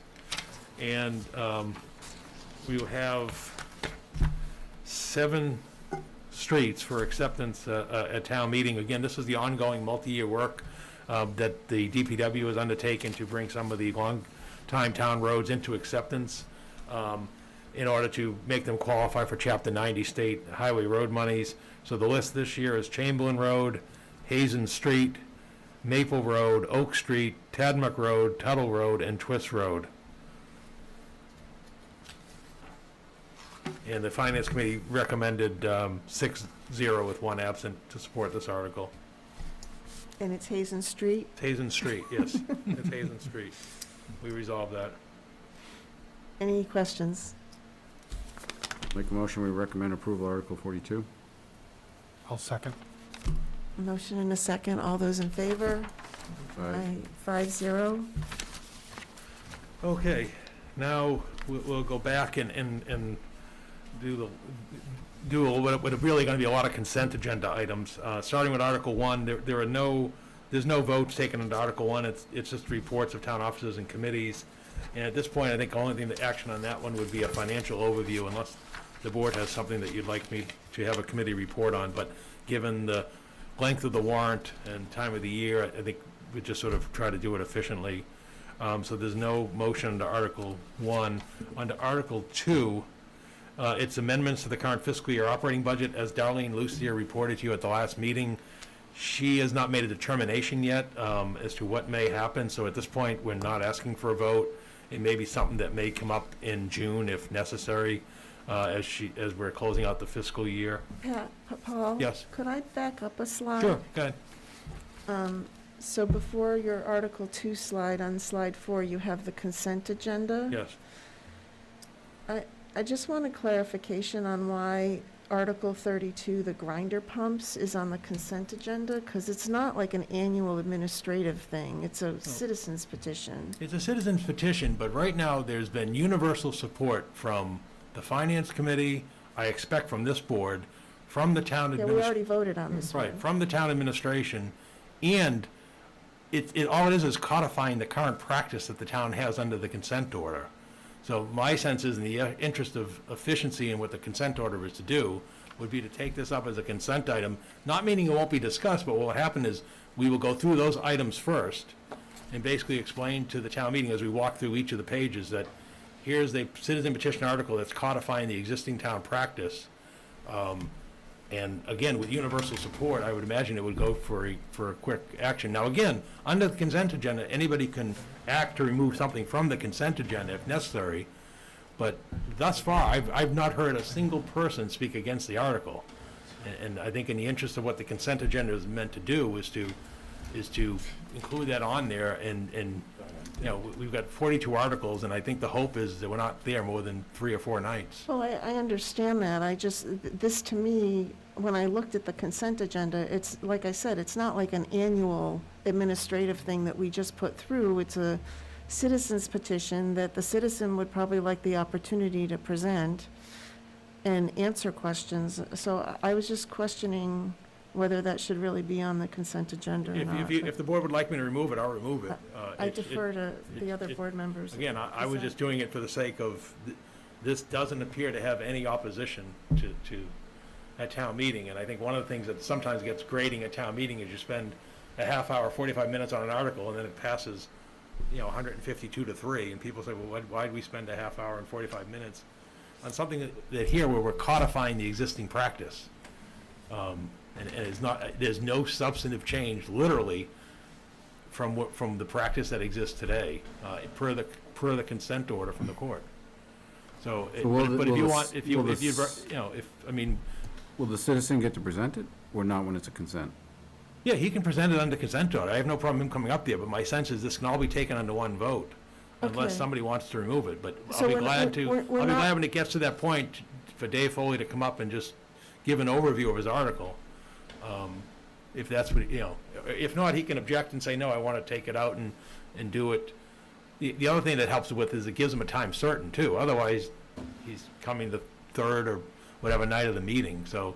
So again, if he objects, he can decide to take it out? yeah, and then if the town meeting wants to, they can take it out of order and allow him the luxury of having it dispensed We with can leave it up easily. to him. So we're not gonna preclude him from presenting it? Oh, no. We're gonna give, okay, Yeah, and in fact, I'll put his slides in the, gonna be in the Okay. packet, and then we'll get to that, and at that point, we'll turn the microphone over to David Foley.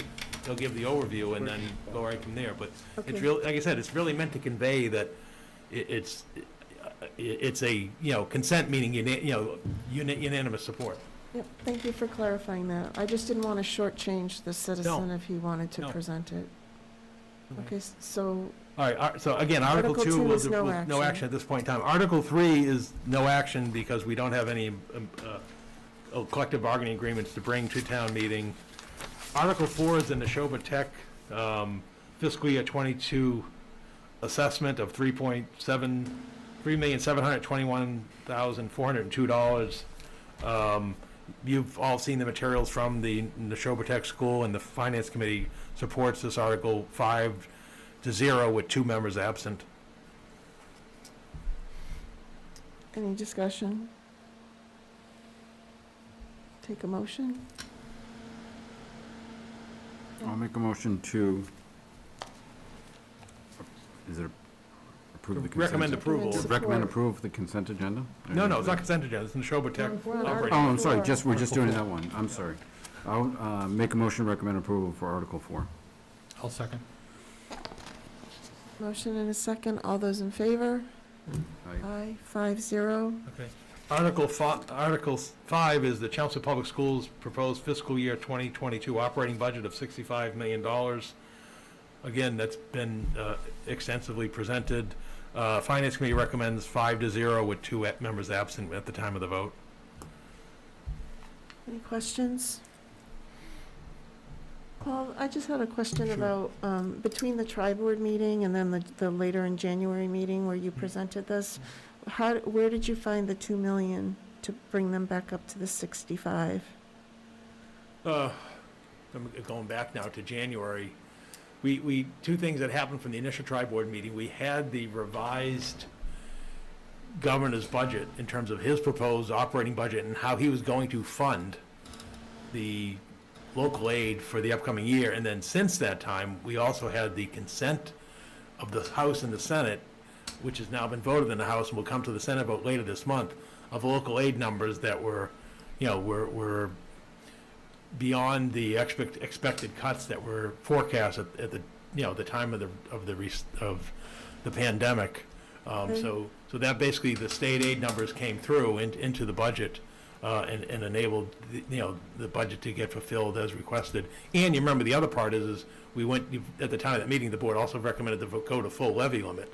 Yeah, but at the tri-board meeting, you had already assumed the full levy limit. You were at 144, and then you were still at 144. And so with going to full levy and the state aid, we're there. So Okay. that brings us to where we're at. Thank you. I'll make a motion to recommend approval for Article 5. I second. We have a motion and a second. All those in favor? Aye. 5-0. Okay. And then Article 6 is the general government operating budget of just over $68 million, including the transfers from the benefits from the excluded separately voted funds such as child care revolving fund and so forth. And then the budget breakdown is broken down in the 20 line items as is traditional in the town. The Finance Committee voted 5-0 with 2 members absent to support the general government operations, which again is the level staffing budget on the general government side. Any questions? I'll make a motion to recommend approval of Article 6. I'll second. All those in favor? Aye, Aye. 5-0. Article 7 is to fiscal year 2022 Finance Committee Reserve Fund. It's, again, maintained at $400,000 to meet extraordinary unforeseen expenditures. The Finance Committee voted 6-0 with 1 member absent to support the Article 6, the Reserve Fund. It's at $400,000. Any questions? I'll make a motion to recommend approval of Article 7. I'll second. All those in favor? Aye. Aye, 5-0.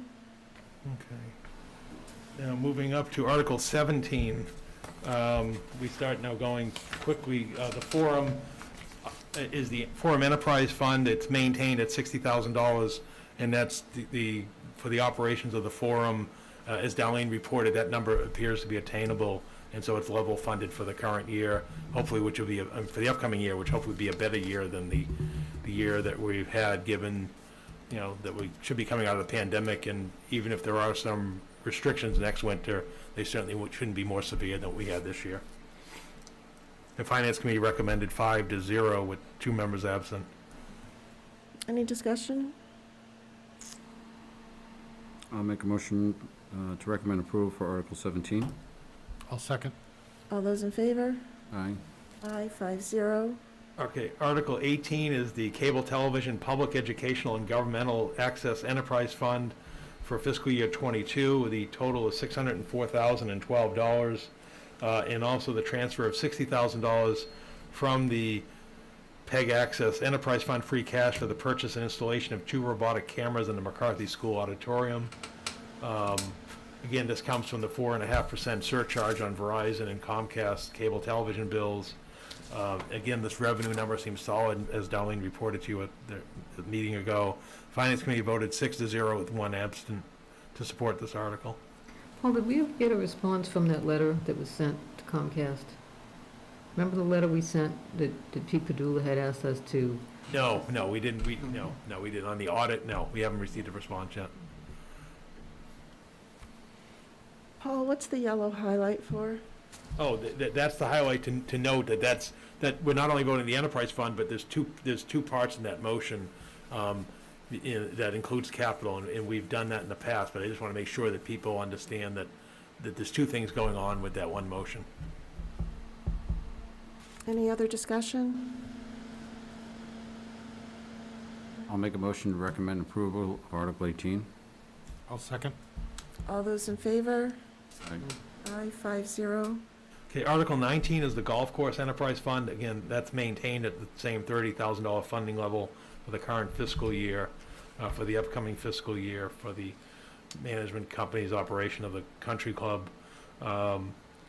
And again, I think Darlene noted we're doing fine with that. And so again, it doesn't affect the tax levy, and Finance Committee voted 6-0 with 1 member absent to support this article. Any discussion? I'll make a motion to recommend approval of Article 19. I'll second.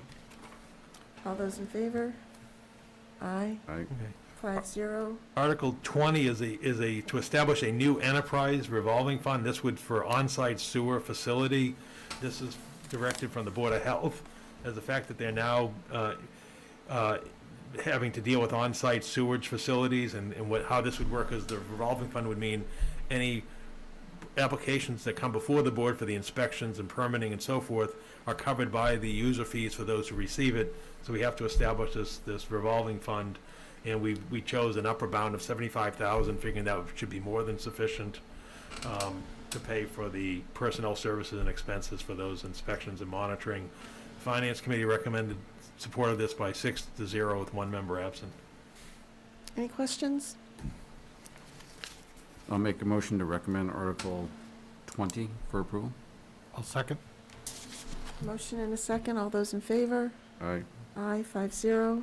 Okay, Article 21 is a renewal. We're required under state statute to vote the dollar amounts of these enterprise funds annually, and the funds are unchanged, and the dollar amounts are unchanged. So again, doesn't affect the tax levy. It's just that money that we receive from these activities like senior citizen trips and seal and weight measures, inspections, and so forth are covered. So again, this is more like a transparency article under the state law. So again, Finance Committee voted 6-0 with 1 member absent to support this article. Any discussion? I'll make a motion to recommend approval of Article 21. I second. All those in favor? Aye. 5-0. Okay, Article 22 is another consent agenda item. It's $50,000 from the sale of graves and lots to the Cemetery Improvement and Development Fund. And this again is towards the ongoing project to expand Pine Ridge Cemetery by the 3.5 acres. And at this point, they're doing the screening loam, spreading loam, and hydro seeding, and then they'll mark out the lots. So again, Finance Committee recommended 6-0 with one member absent. Any questions?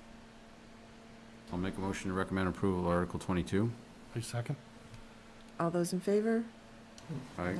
5-0. Thank you. Article 23 is the annual vote to appropriate $10,000 to the Community Action Program that's been in place in Chelmsford since April of 1996, Springtown meeting. This provides funding for community improvement projects for organizations and activities within the town of Chelmsford. The Finance Committee voted this one consent item 6-0 with one member absent. Any questions? I'll make a motion that we recommend approval for Article 23. I second. Motion and a second. All those in favor? Aye. Aye, 5-0. Okay, Article 24 is the Affordable Housing Stabilization Fund. That stabilization fund that was established a few years ago with the bylaw, there's right now $11,250 that has been received by the town through the planning board under the town's inclusionary housing zoning bylaw. This would then get formally placed into the Affordable Housing Stabilization Fund. At some point, if the town wants to spend those money, you'll have to go back to town meeting by a 2/3 vote to appropriate this. So this is a housekeeping consent agenda item for this purpose. Finance Committee voted 6-0 with one member absent to support this article. Any questions? I'll make a motion that we recommend approval for Article 24. I second. Motion and a second. All those in favor? Aye. Aye. 5-0. Okay, Article 25 is the Community Preservation Fund. This article funds the existing debt service for previous projects under the Community Preservation Fund, as well as $50,000 for the Community Preservation Fund's administrative expenditures, and establishes the reserves in accordance with the state statute. Again, there's no new action. It's sort of paying the existing debt service from the forecasted town and state revenues. Right now, we have $513,000 in debt service for going back to as far as the Sheehan Farm to Varney Playground, Roberts Field, Chelmsford Woods, Turf Fields, and Warren Pole. Again, Finance Committee voted 6-0 with one member absent to support this article. Any questions? Paul, what's the 87K that's highlighted in yellow? Why is it highlighted? The reason we highlighted the 87K is to make sure that I catch it in the review of the, when I do the motion. You may recall we did borrowing, and so I want to make sure that when we do the refunding, the new borrowing number gets adopted in there. So this is up to date with the new borrowing that you approved last month or so on the refinancing of existing debt. Thank you. So I'll highlight things like that to make sure that I don't, lose track of them when I prepare the motion. I'll make a motion that we recommend approval for Article 25. I second. Motion and a second. All those in favor? Aye. Aye, 5-0. Thank you. Article 26 is a community preservation new project.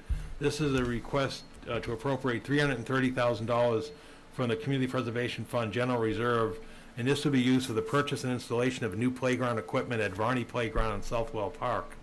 Any of you have been over by Varney, the playground is over 20 years old and of wood construction, and the plans are to construct a new playground that will be ADA compliant and fully accessible for all children. And then the Southwell Field playground equipment is also at the end of its useful life. And so this article basically is to make those necessary investments on the Community Preservation Fund. The Community Preservation Fund unanimously supported this because that's how you can't act on that without their consent. And then the Finance Committee also voted 6-0 with one member absent to support the playground projects. Any questions? I'll make a motion that we recommend approval for Article 26. I second. Motion and a second. All those, did you have something? Oh, all those in favor? Aye. Aye, 5-0. Okay, we now jump up to Articles 29 and 30. Again, other consent agenda items. Now that the charter has been approved by the legislature in effect to change the name to Select Board, we now have to go back and amend the general bylaws and the zoning bylaws to remove references of Board of Selectmen and Selectmen and use the phrase "select board" in place thereof.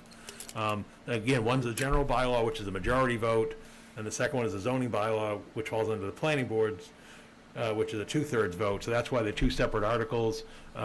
Again, the vote by the Finance Committee was 4-1, with one member absent on both these two articles. Can we Any take them together? questions? What? Can we take them together, or should we do them separate? Well, let's just do them separate. All right. Go ahead. I'll make a motion that we recommend approval for Article 29. A second? Motion and a second. All those in favor? All right. Aye, 5-0. I'll make a motion that we recommend approval for Article 30. A second? Motion and a second. All those in favor? All right. 5-0. And then the last article that you haven't acted upon is Article 34, which is another easement article. And this would be to accept the gift of easement for the land located at 11 Cushing Place, known as Gristmill, 1A Central Square. This was part of the planning board's approval for the Gristmill project in the center, and that they provide an easement to the town as part of the walking trail. And so at this point, the parcels have been identified, and again, as part of the project approval, which is now complete, Finance Committee voted 6-0 with one member absent to support this article, to accept the land easements. Any questions? I'll make a motion that we recommend approval for Article 34. A second? Motion and a second. All those in favor? All right. Aye, 5-0. Great, thank you. Okay, and then the last thing under reports and presentations. Excuse me, I'm Paul, sorry. I'm going to recuse myself Sure, from this okay, discussion. sorry.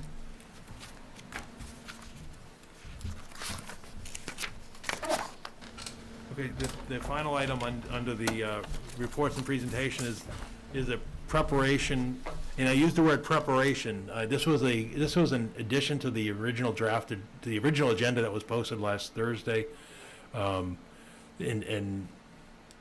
we're putting it on here as a preparation, and it will come back for a final vote for the submittal. But we thought it was timely and probably more appropriate to get the information out there rather than just bring it back in its entirety for submittal in 2 weeks. This pertains to a request that came in from the subdivision that's been approved on Groton Road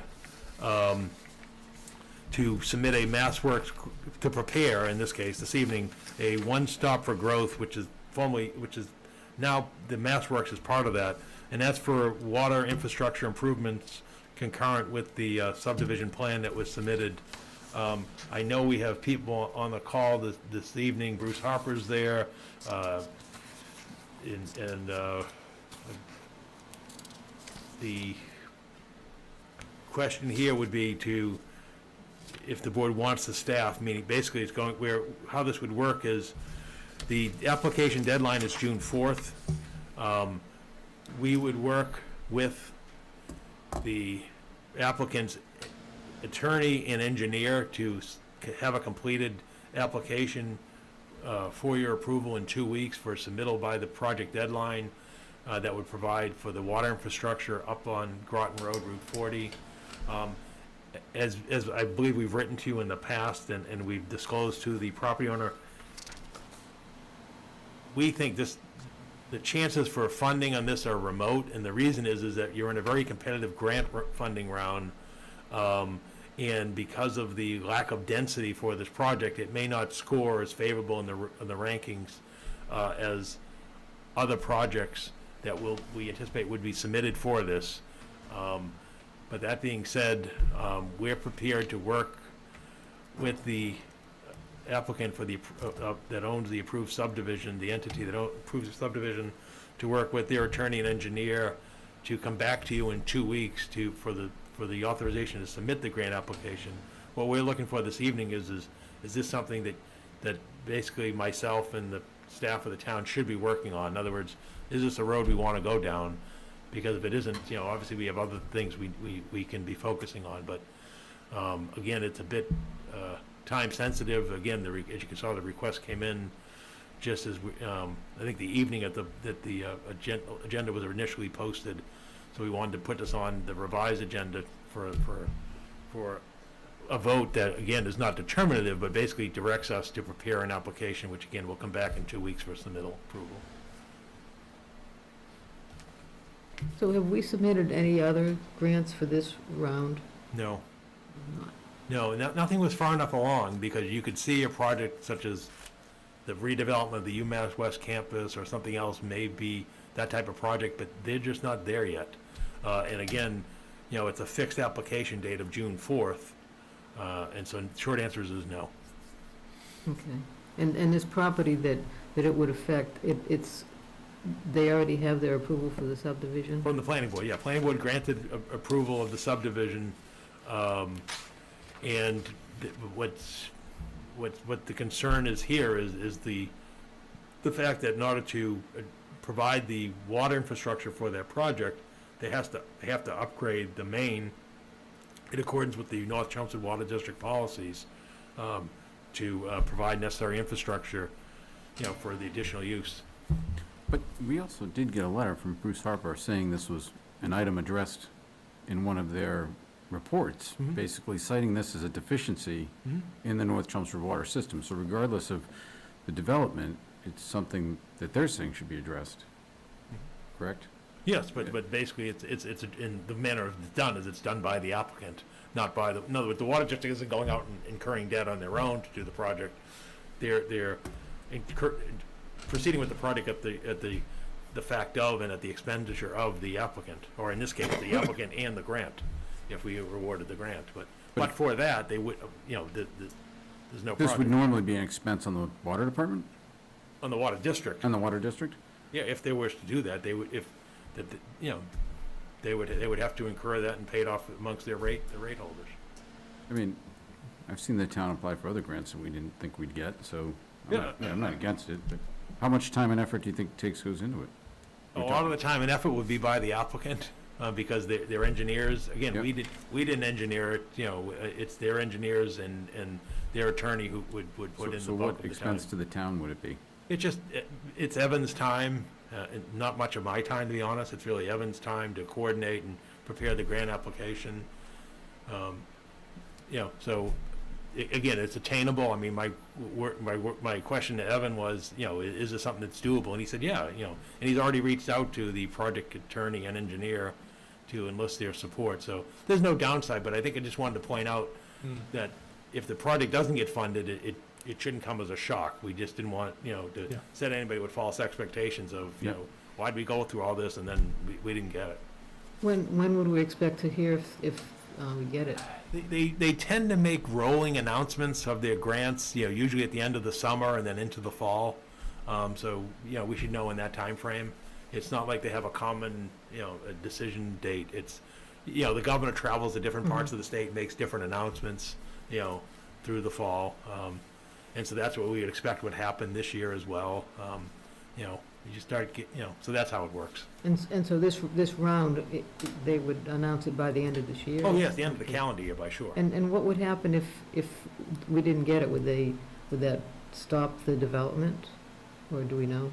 I don't want to speak on behalf of the applicant. I think you've That's seen fine. correspondence from the applicant that the project is under financial challenges. I think that's a fair Yeah, not that there's assessment. anything else we could do, but. No, but I think that's a but- fair statement. But totally aside from the project and their financial challenges and all that, I mean, if there's a way to get a state grant to help support anybody in town, it's a win, whether it's for a water district or whoever. I say, get up to bat and swing. All right. Right, yeah, it doesn't. Can I speak sometime, Ken? Yep, if you would like. For some to. reason, my video's not working, I don't know what happened. But if you Please, want, I can Bruce, address some of the Yeah, questions. just give us your name and your Yep, position. it's Bruce Harper, the superintendent of the North Chelmsford Water District. I'd just like to say I would support the town seeking the Mass Work grant. As the applicant knows, the North Chelmsford Water District requires any applicant that has a projected daily use of 5,000 gallons per day to do a water impact study, which the applicant did. This was done on July 2020. And the recommendation I sent to the board was for from the engineering firm of our Taylor and Howard and they did a model simulation in order to meet the fire and the domestic needs up there. It needs a 12-inch water main that was recommended in the distribution study that we did back in May of, I believe, 2020. You know, the water district has done big projects in the past. We borrowed the money to do so, but right now, you know, we're not in a position to borrow money to fund that. As you know, with the PFAS issue, we're not sure what we're facing as far as filtration and money's go there. So right now, we got some bigger capital projects, so that's why I would support this mass grant. Just to let you know, the water district does charge a impact fee per unit, and the district has agreed to apply a big portion of that, almost $100,000 towards all the materials for that project. And we're also contributing $33,000 of our labor, you know, like in-kind services. So I just want to make that, you know, we are working with the applicant as much as possible, but we can't affect the current businesses and residential customers up in that area right now. Bruce, I mean, that's what I have to say. Yeah, if there was any development on the north side, would there be a requirement to upgrade this pipe? But we have the water tower on Swain Road, and when Hicks built Scotty Hollow, they ran the 12-inch water main from Swain Road up to the entrance to Scotty Hollow Drive, and they ran it down Scotty Hollow Drive, and they ran it up to Kelshel, and then we upgraded all the water mains on Swain Road, you know, so our tank could feed the 200 and some condos of Scotty Hollow. But from that point up going north, it's only a 6-inch water main, and it's definitely not big enough to accommodate what's up there now, and never mind what's going to be built in the future. So the answer to that I'll take is yes. You need, if any development on the north side happened, you'd have to upgrade it? From Scotty Hollow up, yes, to the western line. Evan, is there anything that I didn't touch upon that you're concerned about on this application? I know. I mean, it's a time crunch, and I think really the outstanding item is we don't know how much we're applying for. I'm not sure anybody does at this point. Don't you have to specify that? Yeah, of course, yeah, they need a full budget. Okay. So the water department doesn't have a number? Wendland has the numbers. This is Wendland. I'm North Star Realty LLC. We do have the numbers, and also from the water district distribution study that Bruce had before. It has number on it too for this one, which is $894,000 for this one, for 12 from 6-inch upgrade to 12-inch water main for 17 to 1,800 feet. Thank you. Does that sound right, Bruce? Well, that figure was bringing the water main all the way to the western line. I think realistically, we're probably somewhere in the $500,000 range. I think if Wendland added all the numbers together with the materials around $100,000, I think she had a price of almost $200,000 to install, and then there was another $100,000 to do some repaving. So somewhere in the vicinity, I think Wendland of 450 to 500 would probably be more accurate. More accurate right now, yes, it's about like 500, maybe over 500,000 for all the material added up together with the labor, with the police detail, with the road reconstruction, everything. And also with the current property owners' temporary water supply. Okay. On that number, 500,000, Bruce, would we knock off the 100 that you just spoke about, giving like services and what you're pitching in? Will we take off of that $500,000 number? I think normally, Evan can answer this. Normally, I think they'd include that in the grant. I mean, I know with Dave Hedison in the past, he's done the same thing. He'll apply for the grant, including all the materials, and it's kind of a win-win for the water district if that's the case. And then $100,000 can be used elsewhere. I mean, I think in the past, that's how I've handled it with Dave Hedison with the housing. If we get the materials included, great. If we don't, then we deal with that, differently. Thank you, Bruce. So, Paul, what do you need from us tonight? I need basically just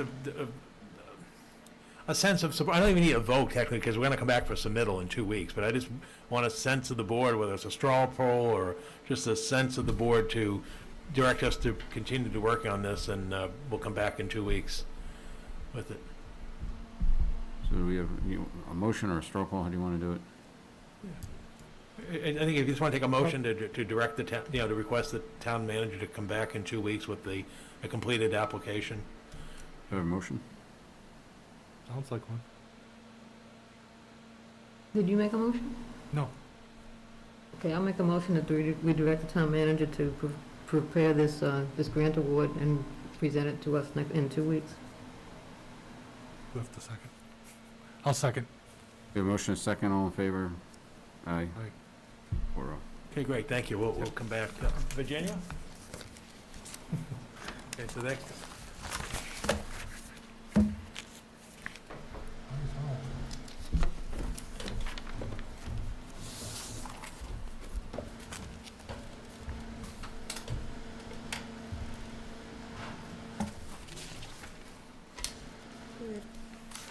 We're on town manager reports. okay, thank you. I'll be real brief. First one is just reminding the board and also notifying the community, this Thursday evening at 6:30, there's a joint select board, planning board meeting with Trammell Crow Residential regarding the proposed redevelopment of 255 Princeton Street, the former UMass Lowell West Campus. The agenda will be posted tomorrow. I sent you out late this afternoon. Evan received the PowerPoint presentation from Trammell Crow. So we'll get that out online tomorrow as well. That'll be a full virtual meeting, because there's too many between the selectmen and planning board to be this hybrid, so that'll be posted tomorrow. The next item under my report is we're seeking your support for a district local technical assistance application. I'm sorry, we've submitted this because of the quick turnaround deadline that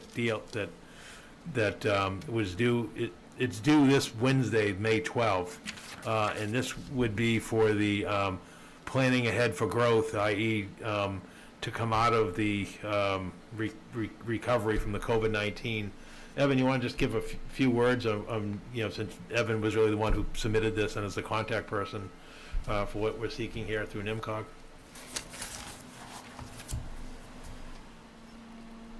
Did I lose him? Ivan, you there? Evan, are you there, or Evan, you're on mute. I don't know if you can. Okay, he may have stepped away, but anyway, the submittal is this Wednesday. This is the second and final round of the district local technical assistance grant proposal funding through their staff resources. Again, we put in a request for staffing hours, about 100 hours, to help businesses come out of the impact from the COVID-19 in terms of developing recovery strategies, initiatives, and programs.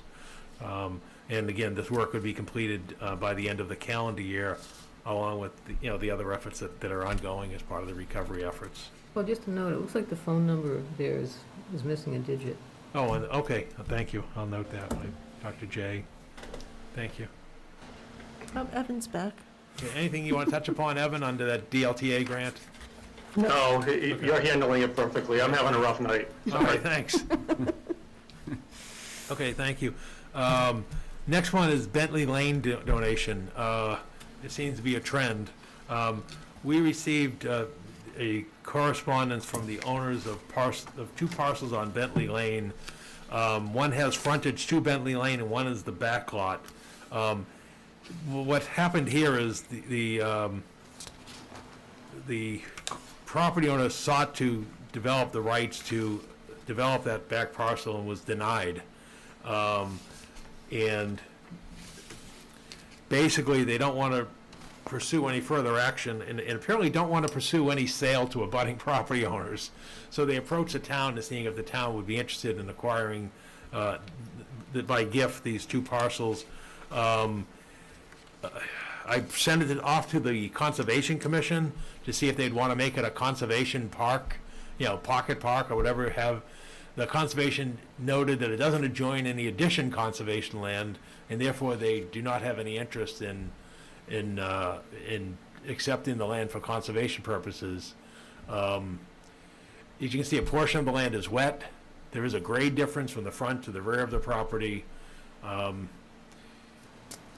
so again, the option we're left with is decline it or bring it to town meeting, and then it becomes town-owned land, and then, you know, we kind of, you know, it either remains as undeveloped in the neighborhood, as you can see, there are homes all around it, or perhaps some board in the future, kind of like what we just did on Billerica Road, says, geez, why don't we get rid of that at some future date? So we could sell it to an abutter. You can sell it to an abutter, yes.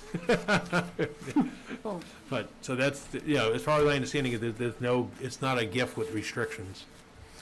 So again, if this were to happen, because it's not conservation purposes, it would have to go to town meeting. John, did you want to say something? You're on mute. Yeah, John, you're muted. We can't hear you. You're still muted. There you go. Sorry about that. I just wanted to say that there was one misstatement in the letter, that on the donation letter. It said that the current owners purchased the property in 2007 through a foreclosure auction, I believe, or it was a foreclosed property, and that's mistaken. I've been treasurer since 2008. I have not sold those properties. The town's actually never owned them that I can tell. I did go back and do a little deed research, and a development company sold them to the current owners. So I just wanted to point that out.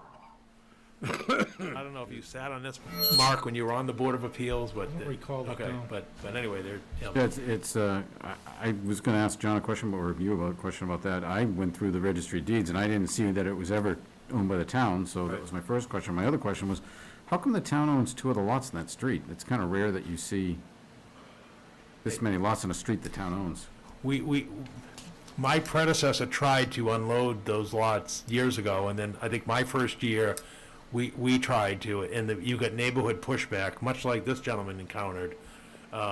They don't want development on Bentley Lane, and therefore we were unable to sell those parcels. Yes, we own parcels in the neighborhood, but the neighborhood's preference is that they remain undeveloped. If you look at a lot of the maps of Chelmsford in the GIS, you can almost see streams. You can almost see like the streams that were disrupted by roads. In this case, it's almost clear that there must have been some water movement over time. Yeah, I do remember it. Okay. Yeah, no frontage. Can we, There's nothing. It was just a strip coming out. Yeah, exactly. That's the two It's parcels. all in the back. Yeah, Yep. I know which one it is. We walked it. Yeah, there was a proposal for a 40B there Yep. many years ago. Yeah. But would there be any interest of a water department where it looks like it's sitting on a stream? Yeah, I mean, that's why I sent it to conservation. They didn't want to touch it, but really it's not going to be any benefit to the water district, because what are they going to do with it? Yeah, and they need a lot of, Yeah, I know all the abutters were very much in favor of keeping that as a natural Right. habitat. It's a bit of a grade too. Yeah, it does. From the road. So, It's tough to walk. so that's what we have, and then sort of moving to the next item, that if you wanted to do something with this, you'd have to bring it to town meeting. And so what I provided for you was a draft document of a warrant for a special town meeting to be held on June 21st, within the time of the annual town meeting at this point. And you can see there's 4 items. The first one would be to provide funding, and if necessary, to repair that sewer problem that we have at Katrina Road. The second article is to acquire a 0.15 acre parcel on Main Street that Finance Director John Souza presented to you at the last meeting, which you approved and he has a signed deed for. The third one is this one that we have before us this evening on Bentley Lane. And then the fourth article is to provide authorization to lease the roof, not only of the senior center, but this is a draft, but also the forum. Since the time I drafted this in your last meeting, the DPW has received and met with the company that's doing the solar assessment for the senior center and also the forum, and we're pleased to let you know, and Melissa and Gary are here on the line this evening, we can do solar at the at the forum. You remember when we had the initial discussion on this a few months back, you said, why don't we do them all together? And at this point, we're all ready to go if you'd be inclined. And then the fifth article is that whole issue of Stedman and Stedman Street, which, you know, as a request from the petitioner, and again, we would work with town council to get that language in place. So if that's the board's, if you're inclined to go that way, I would come back in 2 weeks with a final warrant reviewed by council with final language in the changes that I spoke of this evening on these 5 items. Again, most of which should be rather ministerial. So I'm just looking for a direction this evening is, you know, do you wish for me to, and again, it's in keeping with providing notice of where we're at with but these are sort of the 5 items that have arisen since the time of the posting of the spring annual town warrant back in February. Any discussion? So what did we decide about Bentley Lane? Well, that's what I'm saying, if you, yeah, Okay, so that's. that's part of this discussion, if you, Yeah, I mean, I agree that, yeah, that those are, we need to go forward with those. On the Bentley Lane one, I mean, I guess there's really no harm in accepting that as a donation, because chances are we're gonna get it, you know, foreclosure, they're gonna maybe Right. stop paying taxes on it. the so- difference is, from the neighborhood perspective, if the town meeting votes to accept it by a 2/3 vote, you then need a 2/3 vote for the town to sell it. Whereas, as you know, with the foreclosure, there's no town meeting action, and then the board can act upon without town meeting. So that's sort of the only technical difficulty, a difference between the two. But you're right, the other option is for them to go into delinquency, not pay the taxes on it, and then the town could choose to foreclose on it and incur the expense of foreclosure, which is not insignificant either, because you're paying tax, They don't want the abutter to get it. advertising and legal notices for legal counsel. Can you Which guys one- talk did to you the have a whole board? comment? I'm sorry. You guys seem to be having your own conversation over there, and I can't hear what you're saying. No. Okay. It's my fault, not his.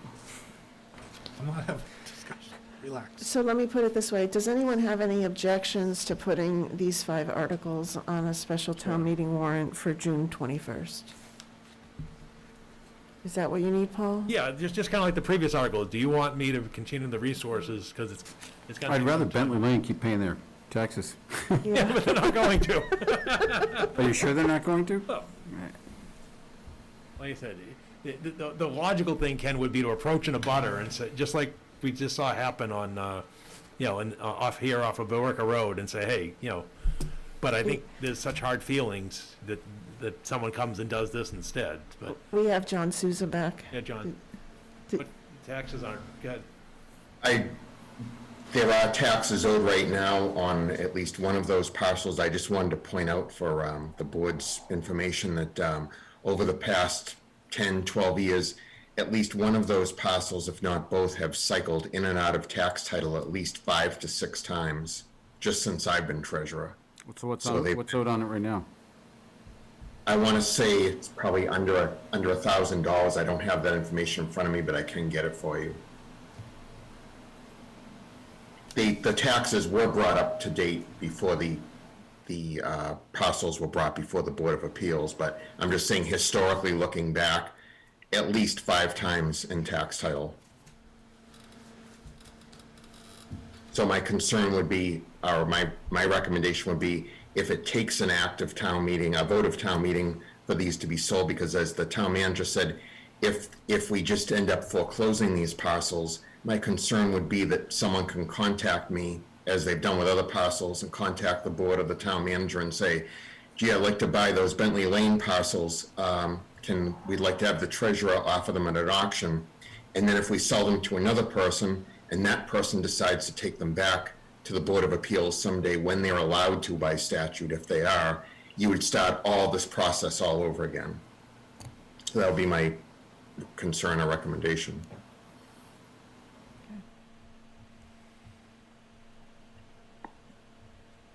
So are we all set? Okay. fine. All right, Okay. I'll come back in 2 weeks with the final warrant, okay. Two quick things to note, wrapping up, the town of Chelmsford was designated, once again, as a 2000, in this case, for the year 2020, Tree City USA. So, again, just wanted to note that and thank Melissa Joyce for her efforts to have that approved. And then the next one, just take a moment, this is a request from the Northern Middlesex Council of Government for a letter of support from the Select Board regarding the designation of the Northern Middlesex Economic Development District. I know, Pat, if you want to speak to this, I know you must have taken this up at NIMCOG meeting. We have, but, I mean, I think the letter pretty much explains it, you know, what they're trying to do, so they're just looking for support from each community to go forward with this application.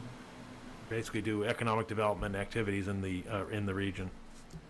And again, they're taking it up at their next meeting on the 19th, which is why it's on the agenda this evening. So Again, we have a draft letter of support if the board's inclined. So, any questions? I'd like to take a vote on me signing this letter. I'll recommend that we give our chair approval to sign the letter. One second. I'll second. Any further discussion before we vote? All those in favor? Aye. Aye, 5-0. And then the last item is the town had received notice late last week that we did receive from the Commonwealth, a Sustainable Materials Recovery Program municipal grant in the amount of $31,243.56 for the transportation and recycling of residential mattresses. And so again, want to thank Melissa Joyce, our Sustainability Director, for submitting the application and sponsoring the program through this. You know, again, it's an effort to remove, you know, recyclable materials from the waste stream and invert the cost of disposal by the town. Thank you, Melissa, that's great.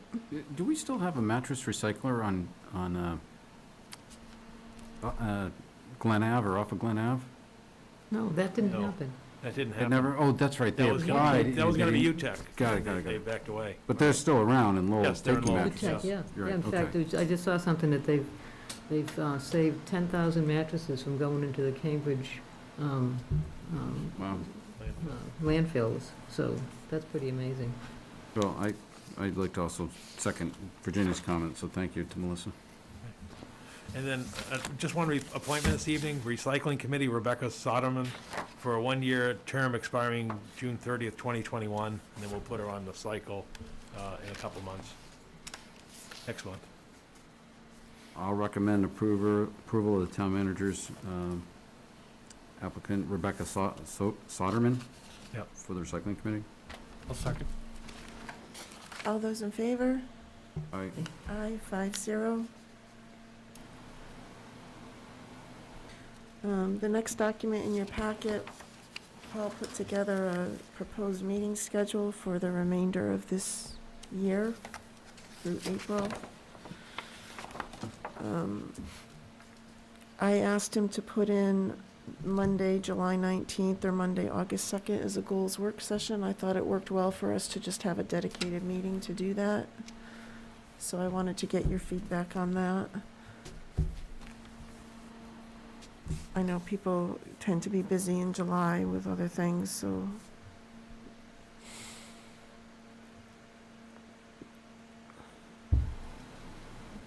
Do you think we should have a dedicated work session to set goals for the next year? Worked well last year, so I think so. I'm sorry, I'm having trouble hearing. It worked well last year, I thought, so. Okay, so what about those two dates? Does that make sense to you? I didn't think we wanted to try to take it on in June. Either date works for me. I'm okay either day. Ken? That's fine. Okay. No preferences on date? I'd probably prefer August over July, but I'm sorry, say I'd again. prefer August over All July. right, then why don't we just do August 2nd? Okay. Good. All right. Are there any other comments on this proposed meeting schedule?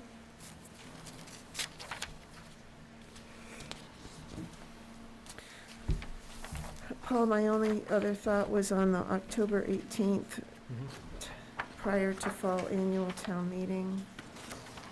I guess this doesn't say where the annual town meeting is. Do we need to look at considering holding that at the high school versus the senior center, depending on, Depending on where we're at. I What mean, happens? Under the current schedule, by August 1st, we're supposed to be back with no restrictions, but Okay. if something happens, we'll certainly act accordingly. so we can revisit that if we need to? Yep. Okay. Next, we have meeting minutes. I'll make a motion that we recommend approval of the March 8th, 2021 meeting minutes. I'll second. We have a motion and a second. All those in favor? Right. Any abstentions? 4 in favor, 1 abstention.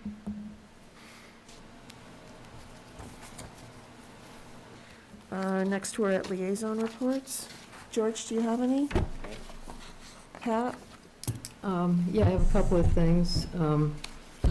First, this week is the last week if you want to order a banner to be hung either in the center or a drum hill or a vinyl square to honor a veteran. You've seen some of them go up, and just to give you an idea of what they look like. So get in touch with the parade committee, or you can call town offices and they can direct you to the parade committee on how to get those ordered. Again, this Friday is the last day to order those so that they can be up in time for Memorial Day. Want to thank Lisa Maroney for the ribbon cutting for Szechuan Palace under new management last week. It's a very nicely done ceremony, and I went there today, and the food is very good, so glad to see that they are still in business. And lastly, I noticed today that Charlie Holtzman died recently. He was 101 years old. You probably have heard his name. He worked for 40 years for the Friends of the Senior Center as the business manager. If you walk into the senior center, you see him standing there to greet you. He is definitely going to be missed. He was an amazing person, had an amazing life. That's all I have. Thank you, Pat. Mark? Nope, nothing. Ken? I'm good. I just have one. I want to give a huge shout out to Chelmsford Telemedia. It has been no small feat to get this room ready for us to be able to hold our meetings here, both from the standpoint of COVID compliance and also just the technical challenges in implementing a hybrid meeting. So I just want to thank Chelmsford Telemedia for all their work. And I don't see any press questions. So I will take a motion. I'll make a motion to adjourn to executive session and not return. Yeah, state the two executive sessions. We have two. One to discuss strategy with respect to litigation. Do I have to list them all? I don't have to go through it now. And then the other option, the other reason is to discuss strategy with respect to negotiation with the non-union personnel, i.e. the town manager. Okay, we have a motion. Do we have a second? Second. We'll take roll call vote. Pat? Aye. George? Aye. Mark? Aye. Ken? Aye. And I vote aye. Thank you, everyone. Can we take a